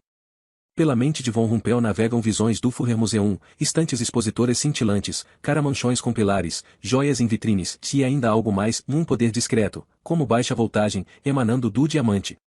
Sussurrando no ouvido dele, prometendo apagar a doença dele. Finalmente o capitão ergue o olhar, uma marca rosada e apertada deixada pela lupa ao redor do olho. A luz do abajur reflete o brilho úmido sobre seus lábios. Ele volta a pousar a pedra sobre a toalha. Do outro lado da mesa, Von Rumpel apanha o diamante. Tem o peso certo. Frio entre seus dedos, mesmo através do algodão das luvas. Profundamente saturado de azul nas extremidades. Será que ele acredita? Dupont quase reaviva a esperança de Von Rumpel. Porém, com a lente no olho, o sargento Moore percebe que ela é idêntica à outra que ele examinou no museu 2 anos antes. Ele pousa a reprodução novamente em cima da mesa. Mas, no mínimo, diz o capitão em francês, o rosto ficando abatido, devemos passar pelo raio-x, não é? Faça o que achar melhor. Vou levar as letras de câmbio, por favor. Antes da meia-noite, ele está no hotel. 2 falsificações. Trata-se de um progresso. 2 encontradas, 2 ainda a encontrar, e uma dessas últimas deve ser a verdadeira. Para jantar, pede javali cozido com cogumelos selvagens. E uma garrafa inteira de Bordeaux. Principalmente em época de guerra, tais coisas continuam importantes. São elas que separam o homem civilizado do bárbaro. O hotel é invadido por correntes de ar e a sala de jantar está vazia, mas o garçom é excelente. Ele serve o vinho com delicadeza e se afasta. Uma vez na taça, escuro como sangue, o Bordeaux parece ganhar vida. Von Rumpel se deleita em saber que ele é a única pessoa no mundo que terá o privilégio de saboreá-lo antes que se acabe. Cinza. Dezembro de 1943. Bolsões de frio entre as casas. A única madeira que resta para queimar ainda está verde, e a cidade inteira tem cheiro de fumaça de lenha. Caminhando para a padaria, a adolescente de 15 anos Marie Laure sente mais frio do que nunca. No lado de dentro, está um pouco melhor. Flocos de neve desgarrados parecem flutuar no meio dos cômodos, invadindo o ambiente pelas frestas nas paredes. Ela escuta os passos do tio-avô pelo teto, e a voz dele, 31014-67-507-2222-576.881, e depois a música do avô, Clair de Lune, a envolve como uma névoa azul. Os aviões sobrevoam baixos, preguiçosos, sobre a cidade. Às vezes são tão próximos que Marie Laure teme que eles possam roçar nos telhados, bater nas chaminés com suas barrigas. Porém, nenhum avião bate, nenhuma casa explode. Nada parece mudar, com exceção de Marie Laure, que cresce, ela não cabe mais nas roupas que o pai trouxe na mochila 3 anos antes. E seus sapatos ficam apertados, ela começa a usar os velhos mocassins com borla de Etienne e 3 pares de meia. Correm rumores de que apenas funcionários de serviços essenciais e pessoas com problemas de saúde terão a permissão de continuar em Saint-Malo. Não vamos sair daqui, diz Etienne. Não quando podemos finalmente estar fazendo algo de bom. Se o médico não nos der os atestados, pagaremos por eles. Todo dia, ela tira um tempo para se perder nos reinos da memória, as impressões esmaecidas do mundo visual antes dos 6 anos, quando Paris era como uma vasta cozinha, pirâmides de repolho e cenoura por todo lado, estandes de padeiros transbordando doces, peixes empilhados como lenha nas barracas dos peixeiros, os riachos afluindo em tons de prata, gaivotas cor de alabastro arremetendo em voos rasantes para surrupiar os despojos do pescado. Cada esquina para onde ela virava se ampliava em cores, o verde dos alhos porões, o roxo profundo e lustroso das berinjelas. O mundo agora era cinza. Rostos cinza, uma quietude cinza e um pavor cinza suspenso na fila da padaria, e a única cor no mundo se acende brevemente quando Etienne sobe a escada para o sótão, a fim de enviar mais uma das mensagens de Madame Rouelle, a fim de tocar uma música. Aquele pequenino sótão explodindo com magenta e azul turquesa e dourado durante 5 minutos, e então o rádio é desligado, e o cinza volta a se instalar rapidamente, e o tio de Marie desce a escada com passos pesados. Febre. Talvez tenha vindo do ensopado em alguma cozinha anônima na Ucrânia, ou talvez os guerrilheiros tenham envenenado a água, ou talvez Werner fique tempo demais em lugares úmidos com os fones no ouvido. De qualquer maneira, a febre chega, e com ela uma terrível diarreia, e, enquanto se agacha na lama atrás do Opel, ele sente como se estivesse cagando o seu último traço de civilização. Durante horas Werner não consegue fazer nada além de comprimir a face contra a parede da carroceria do caminhão à procura de um ponto que esteja frio. Depois os tremores se sucedem, fortes e rápidos, e ele não consegue aquecer o corpo, ele deseja pular em uma fogueira. Volkeimer oferece café, o Newman II oferece os comprimidos que Werner por agora já sabe que não são para dores nas costas. Ele recusa os dois, e 1943 se torna 1944. Werner não escreve para Jutta há quase 1 ano. A última carta que ele recebeu da irmã data de 6 meses e começa assim: por que você não me escreve? Ainda assim, ele dá um jeito de descobrir transmissões ilegais, uma a cada 2 semanas aproximadamente. Ele resgata equipamento soviético inferior, montado com aço de baixa qualidade, soldado de forma grosseira, tudo muito improvisado. Como eles combatem na guerra com um equipamento tão mal feito? A resistência é descrita para Werner como supremamente organizada, eles são insurgentes disciplinados, perigosos, seguem as ordens de líderes ferozes, letais. Mas ele vê em primeira mão que os laços entre eles são tão frouxos quanto ineficientes, são pobres e imundos, vivem em buracos. São marginais desorganizados sem nada a perder. E as tentativas para saber qual das teorias é verdadeira não avançam. Porque na realidade, pensa Werner, todos eles são insurgentes, todos guerrilheiros, cada pessoa que avistam. Qualquer um que não seja alemão quer ver os alemães mortos, até aqueles que bajulam o inimigo. Eles se esquivam do caminhão ruidoso quando entra na cidade, e escondem os rostos, as famílias, as lojas deles transbordam com sapatos removidos dos mortos. Olhe para eles. O que ele sente nos piores dias daquele inverno implacável, se enquanto a ferrugem toma posse do caminhão e dos rifles e dos rádios, enquanto todas as divisões alemãs estão batendo em retirada, se há um profundo desdém por todos os seres humanos pelos quais eles passam. A fumaça, as aldeias em ruínas, os pedaços quebrados de tijolos na rua, os corpos congelados, as paredes rachadas, os carros virados de cabeça para baixo, os cães latindo, piolhos e ratos correndo, como conseguem viver assim? Aqui nos bosques, nas montanhas, nas aldeias, presume-se que eles acabem com a desordem. A entropia completa de qualquer sistema, dizia o Dr. Hauptmann, só diminui se aumenta a entropia de um outro sistema. A natureza requer simetria. Ornum nus sem. E, no entanto, que ordem estão impondo aqui? As malas, as filas, os bebês chorando, os soldados afluindo de volta às cidades com a eternidade nos olhos, em que sistema a ordem está aumentando? Certamente não em Kiev, ou Lwów, ou Varsóvia. É tudo Hades. Simplesmente há seres humanos demais, como se colossais fábricas russas lançassem novos homens a cada minuto. Matem 1000 e vamos fabricar mais 10.000. Fevereiro os alcança nas montanhas. Werner treme na carroceria do caminhão enquanto Neumann primeiro tritura as rodovias. Trincheiras serpenteiam embaixo deles em uma rede interminável, posições alemãs de um lado, posições russas mais além. Grossas faixas de fumaça riscam o vale, labaredas ocasionais de artilharia voam como petecas. Volkeimer desdobra um cobertor e envolve os ombros de Werner.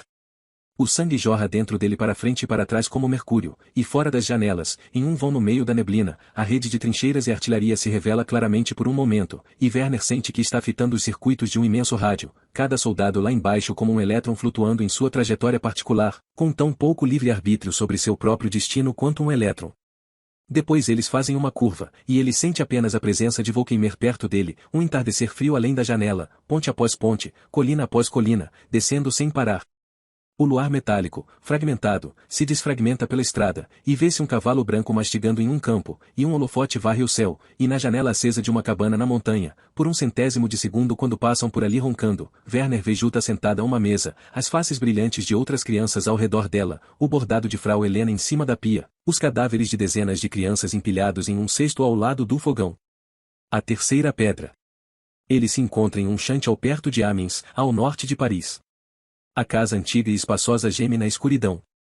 A residência pertence a um paleontólogo aposentado, e Von Rumpel acredita que foi para este lugar que o chefe da segurança do museu em Paris fugiu durante o caos que se seguiu à invasão da França 3 anos antes.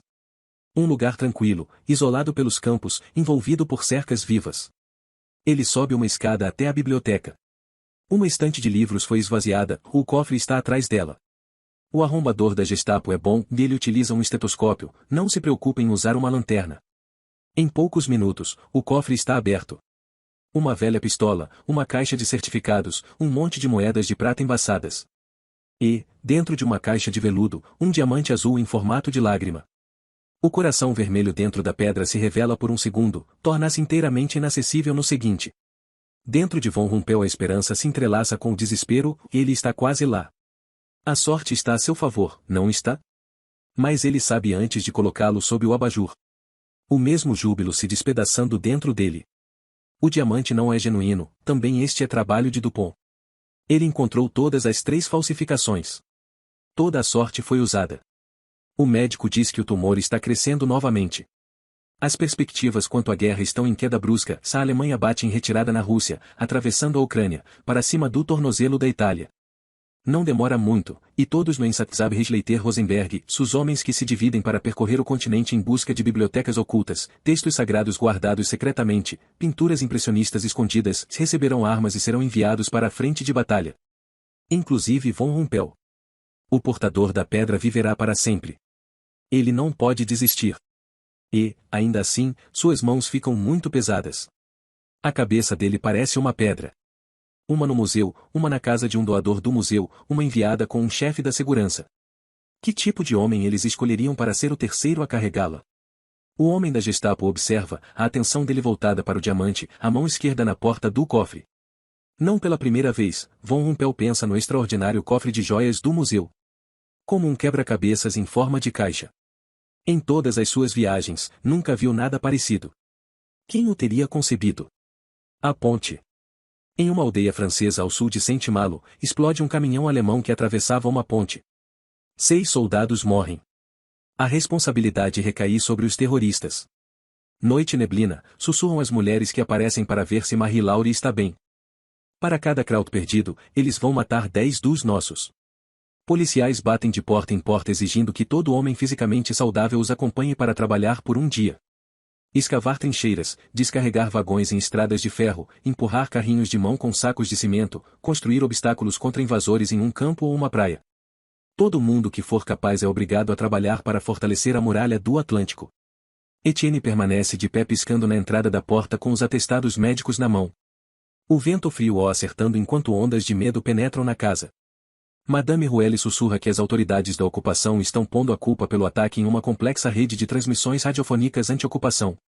Ela acrescenta que equipes estão trabalhando sem parar para cercar as praias com arame farpado e imensas proteções de madeira chamadas chevaux de frise. Já restringiram o acesso para os caminhos em cima das muralhas. Ela entrega o pão, e Marie-Laure o leva para casa. Quando Etienne o parte, ainda há um pedaço de papel dentro. Mais 9 números. Pensei que eles podiam parar por um tempo, diz. Marie-Laure pensa no pai. Talvez seja mais importante agora? Ele espera escurecer. Marie-Laure se senta na entrada do guarda-roupa, o fundo falso aberto, e escuta o tio ligar o microfone e o transmissor no sótão. A voz modulada pronuncia os números. Depois a música toca, suave e baixa, cheia de violoncelos esta noite, e cessa de repente. Tio. Ele leva um bom tempo para descer a escada. Agarra a mão dela. A guerra que matou seu avô matou mais de 6 milhões de pessoas, diz ele.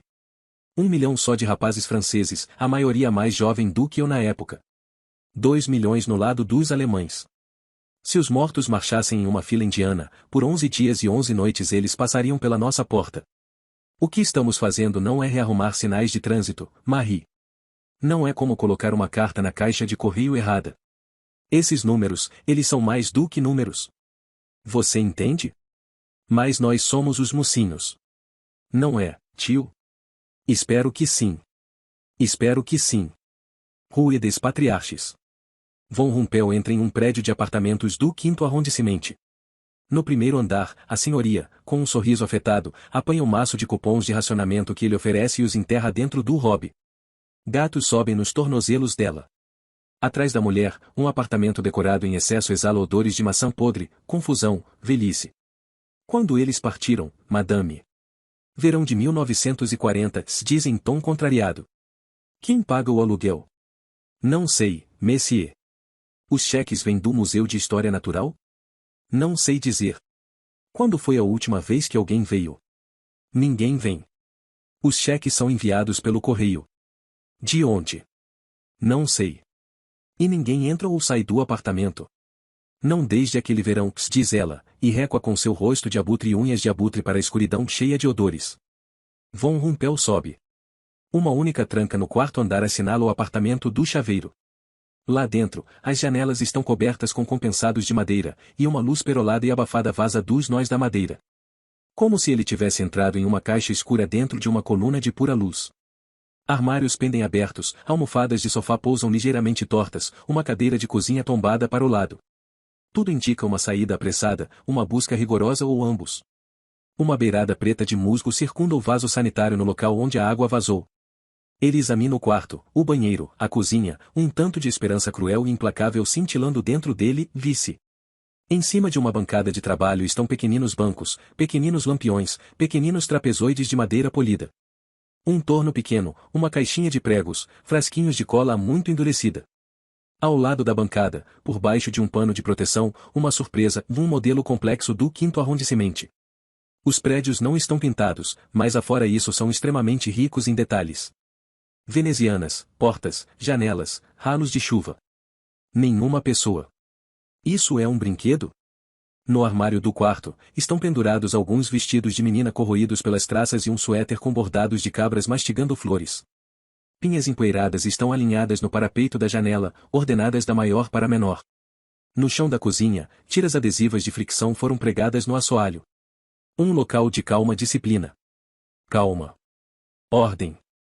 Uma única linha de barbante corre entre a mesa e o banheiro.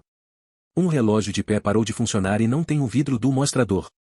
Só depois que ele encontra 3 imensos volumes, encadernados em espiral, de Júlio Verne em braille é que ele resolve a charada. Um construtor de cofres. Talentoso com fechaduras. Mora a uma distância do museu que pode ser feita a pé. Funcionário do museu durante toda a sua vida adulta. Humilde, nenhuma aspiração visível por riquezas. Uma filha cega. Uma porção de motivos para ser leal. Onde você está se escondendo? Pergunta ele em voz alta para o quarto. A poeira faz redemoinhos na estranha luz. Dentro de uma mala ou de uma caixa. Enfiado atrás de um rodapé ou escondido em um compartimento por baixo do assoalho ou coberto por gesso dentro de uma parede. Ele abre as gavetas da cozinha e verifica os fundos delas. Porém, os pesquisadores anteriores devem ter examinado tudo isso. Vagarosamente sua atenção retorna à maquete do bairro. Centenas de casas diminutas e seus telhados com mansardas e varandas. É exatamente o bairro onde ele está agora, percebe, desprovido de cores e de pessoas e montado em miniatura. Uma pequenina e fantasmagórica versão do bairro. Uma construção em especial parece alisada e gasta pelo uso insistente dos dedos da construção onde ele se encontra. Esta casa. Ele dirige o olhar para o nível da rua, transformar-se em um deus assomando sobre o quartier latim. Com 2 dedos, poderia beliscar quem escolhesse, empurrar meia cidade para as sombras. Virá-la de cabeça para baixo. Coloca os dedos em cima do telhado do prédio em que está ajoelhado no momento. Sacode-o para trás e para frente. A pequena construção se solta facilmente da maquete, como se fosse projetada para isso. Ele a gira na frente dos olhos e 18 janelinhas, 6 varandas, uma pequenina porta de entrada. Aqui embaixo, por trás desta janela, se espreita a pequena senhoria com seus gatos. E aqui, no quarto andar, está ele próprio. No fundo da casa, descobre um pequenino orifício, exatamente igual à fechadura no cofre de joias no museu que ele tinha visto 3 anos antes. A casa, percebe ele, é um recipiente. Um esconderijo. Ele brinca com a casinha por um tempo, tentado descobrir como abri-la. Ele a gira, tenta a parte de baixo, a lateral. Sua pulsação vai às alturas. Algo molhado e febril sobe até sua língua. Será que você tem alguma coisa dentro de você? Von Rumpel coloca a casinha no chão, levanta o pé e a esmaga. Cidade Branca. Em abril de 1944, o Opel entra chacoalhando em uma cidade branca cheia de janelas vazias. Viena, diz Volkeimer. Newman II tagarela sobre palácios dos Habsburgos, Wiener Sanitzel e garotas cujas vulvas têm sabor de strudel de maçã. Eles dormem em uma suíte do velho mundo, outrora majestosa, com os móveis escorados contra as paredes, penas de galinha entupindo as pias de mármore e jornais grudados nas janelas de maneira grosseira. Lá embaixo, uma área de manobra de trens apresenta uma confusão nos trilhos. Werner pensa no Dr. Alption com seus cachos e luvas forradas de pele, cuja infância em Viena Werner imagina ter sido passada em cafés vibrantes, onde futuros cientistas discutiam Boris Schopenhauer, onde estátuas de mármore em suas bases olhavam para baixo como se fossem madrinhas bondosas. Alption, que, presumivelmente, ainda se encontra em Berlim. Ou na frente de batalha, como todos os demais. O comandante da cidade não tem tempo para eles. Um subordinado conta a Volkeimer que há relatos de transmissões da resistência se originando de Leopoldstadt. Eles dão voltas e mais voltas na cidade a bordo do caminhão. A neblina fria se projeta sobre as árvores em floração, e Werner permanece no seu posto na carroceria do caminhão e estremece. Para ele, o lugar cheira a carnificina. Durante 5 dias ele não ouve nada no seu rádio além de hinos, propaganda gravada e transmissões de coronéis sitiados rogando por suprimentos, gasolina, homens. Tudo está se esfacelando, sente Werner, a tessitura da guerra está se desfazendo. Ali é a Staatsoper, aponta Newman II numa determinada noite. A fachada de um prédio majestoso se ergue graciosamente, com suas pilastras e ameias. Alas imponentes assomam nos dois lados, de algum modo com uma aparência ao mesmo tempo leve e pesada. Werner fica impressionado ao perceber exatamente naquele momento como é extraordinariamente frívolo construir prédios esplêndidos, compor música, cantar canções, imprimir livros colossais repletos de pássaros coloridos diante da indiferença sísmica e controladora do mundo. Quanta pretensão têm os seres humanos! Por que alguém vai se dar ao luxo de compor uma música se o silêncio e o vento são tão mais amplos? Por que alguém vai acender as luzes se as trevas vão inevitavelmente apagá-las? Se os prisioneiros russos são acorrentados a cercas, em grupos de 3 ou 4, enquanto os soldados alemães enfiam granadas destravadas em seus bolsos e fogem? Teatros para óperas. Cidades na lua. Ridículo. Todos eles fariam melhor se dessem o ar da graça quando chegassem os rapazes que atravessam a cidade carregando trenós com cadáveres empilhados. No meio da manhã, Volkeimer ordena que estacionem no Algarten. O sol faz a neblina se dissipar e revela as primeiras florações das árvores. Werner pode sentir a febre pulsando em seu corpo, um forno com a porta fechada. Newman I, cujo destino era morrer daí a 10 semanas na invasão dos aliados na Normandia, poderia ter se tornado um barbeiro na maturidade, poderia ter exalado odor de talco e uísque enquanto pousava o dedo indicador nas orelhas dos clientes para posicionar melhor a cabeça deles, cujas calças e camisas sempre ficariam cobertas de mechas de cabelos cortados, poderia ter colado cartões postais dos Alpes ao redor de um espelho grande, instável e de má qualidade, em sua barbearia, ou poderia ter sido fiel à robusta esposa para o resto da vida. Hora de cortar o cabelo, diz Newman I. Ele acomoda um tamborete na calçada, joga uma toalha quase limpa em cima dos ombros de Ben e faz um corte rápido nos cabelos dele.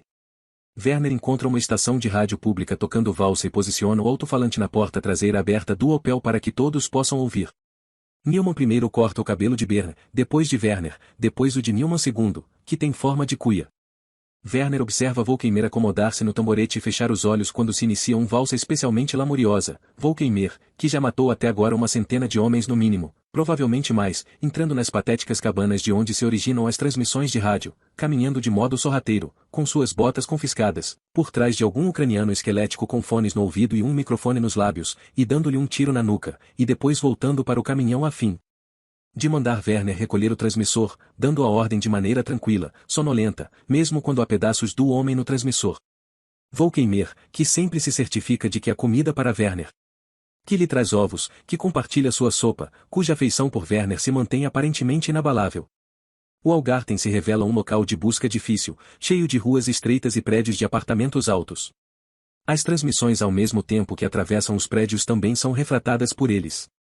Naquela tarde, muito tempo depois de terem afastado o tamborete de as valsas cessarem, enquanto Werner está posicionado ao lado do rádio sem ouvir nada de especial, aparece, saindo da porta de uma casa, uma menininha de cabelos ruivos, vestindo uma capa em tom de vermelho escuro, 6 ou 7 anos talvez, miúda para a idade, com grandes olhos claros que lhe fazem lembrar os de Juta.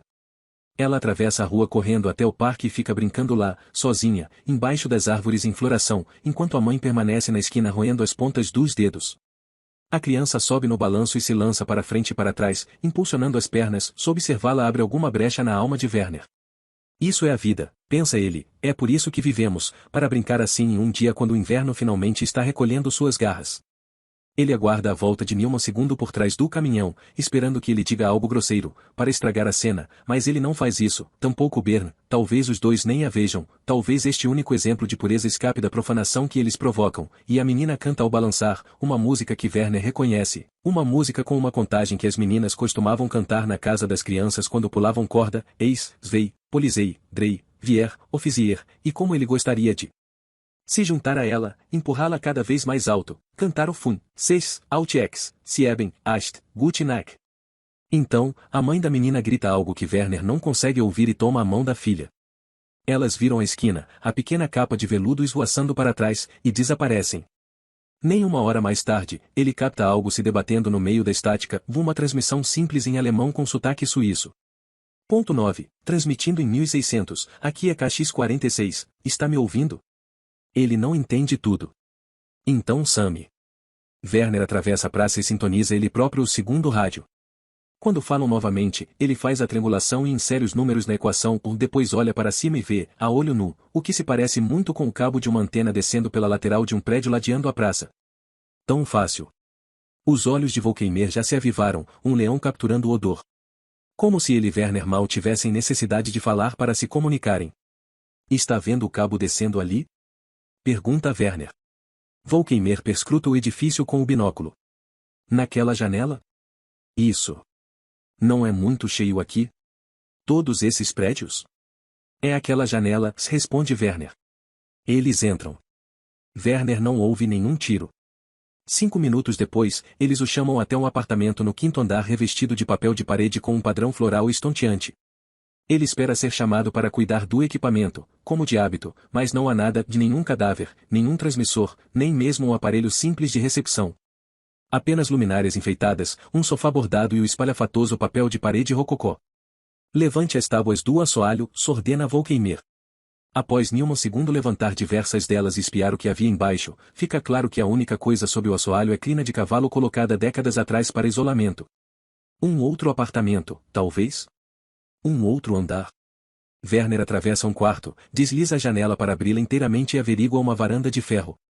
O que ele pensou ser uma antena não passava de uma vara pintada ao longo de uma pilastra, provavelmente com o propósito de sustentar um varal. Nem de longe uma antena.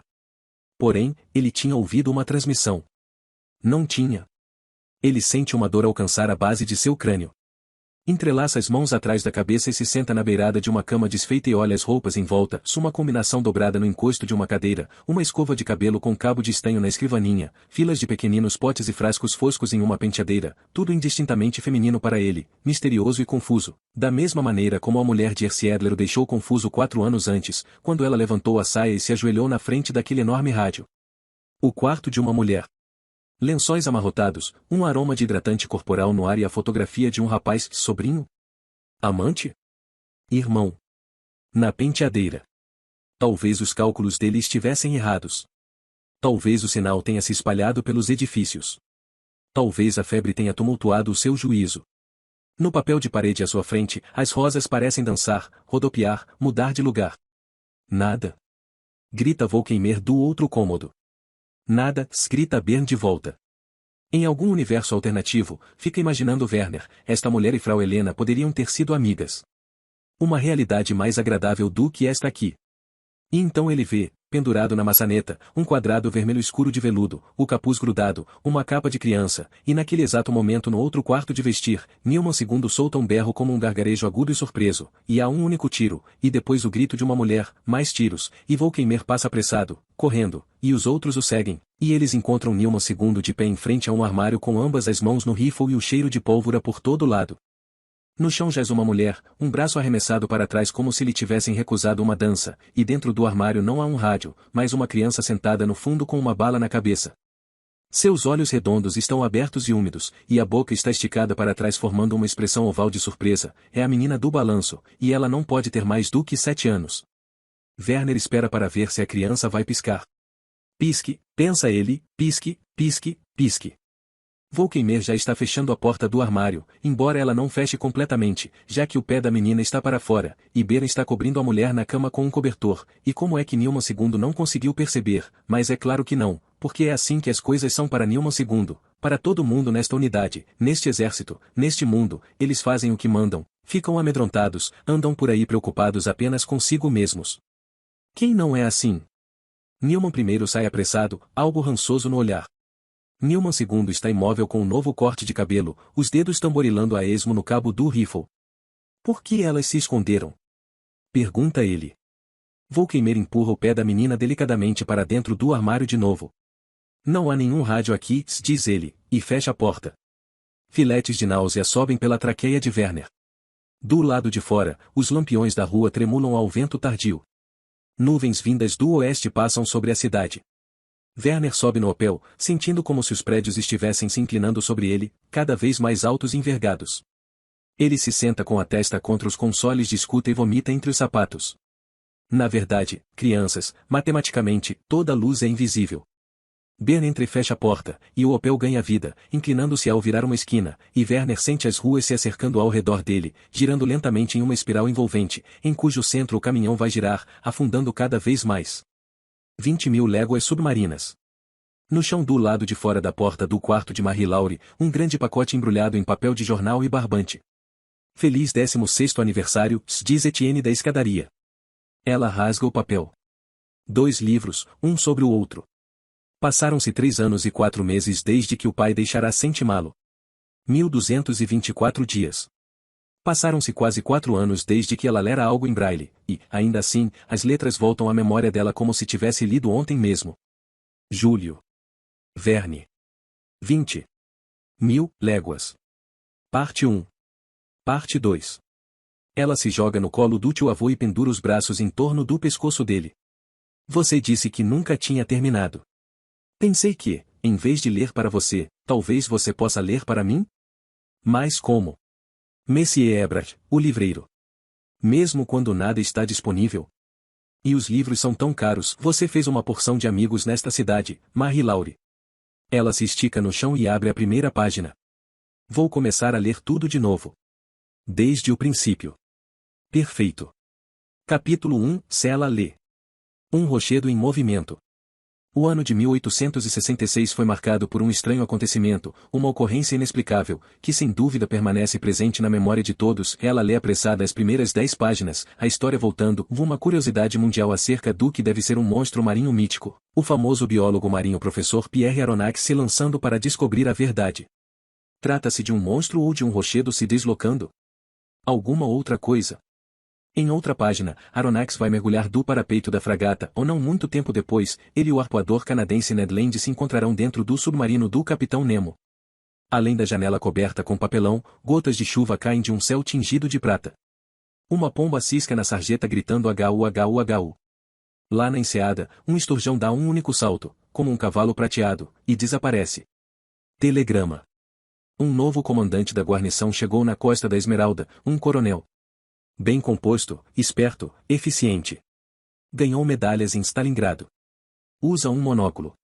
Invariavelmente acompanhado de uma adorável secretária intérprete francesa que pode ou não ter sido companheira de alguém da realeza russa. Ele tem uma compleição mediana e está prematuramente grisalho, mas, por alguma estratégia de comportamento e postura, faz os homens que se aproximam dele sentirem-se menores. Corre o boato de que este coronel geria uma empresa automobilística inteira antes da guerra. De que ele é um homem que entende o poder do solo alemão, que sente seu vigor escuro e pré-histórico pulsando em suas próprias células. De que ele nunca capitula. Toda noite ele envia telegramas da sede regional em Saint-Malo. Dentre os 16 comunicados oficiais enviados em 30 de abril de 1944, inclui-se uma missiva para Berlim. Igual observada a presença de transmissões terroristas em Côtes d'Armor, acreditamos Saint-Lunaire ou Dinard ou Saint-Malo ou Cancale, igual solicitamos auxílio para localizar e eliminar ... travessão, e lá vai o telegrama pelos cabos que circundam a Europa.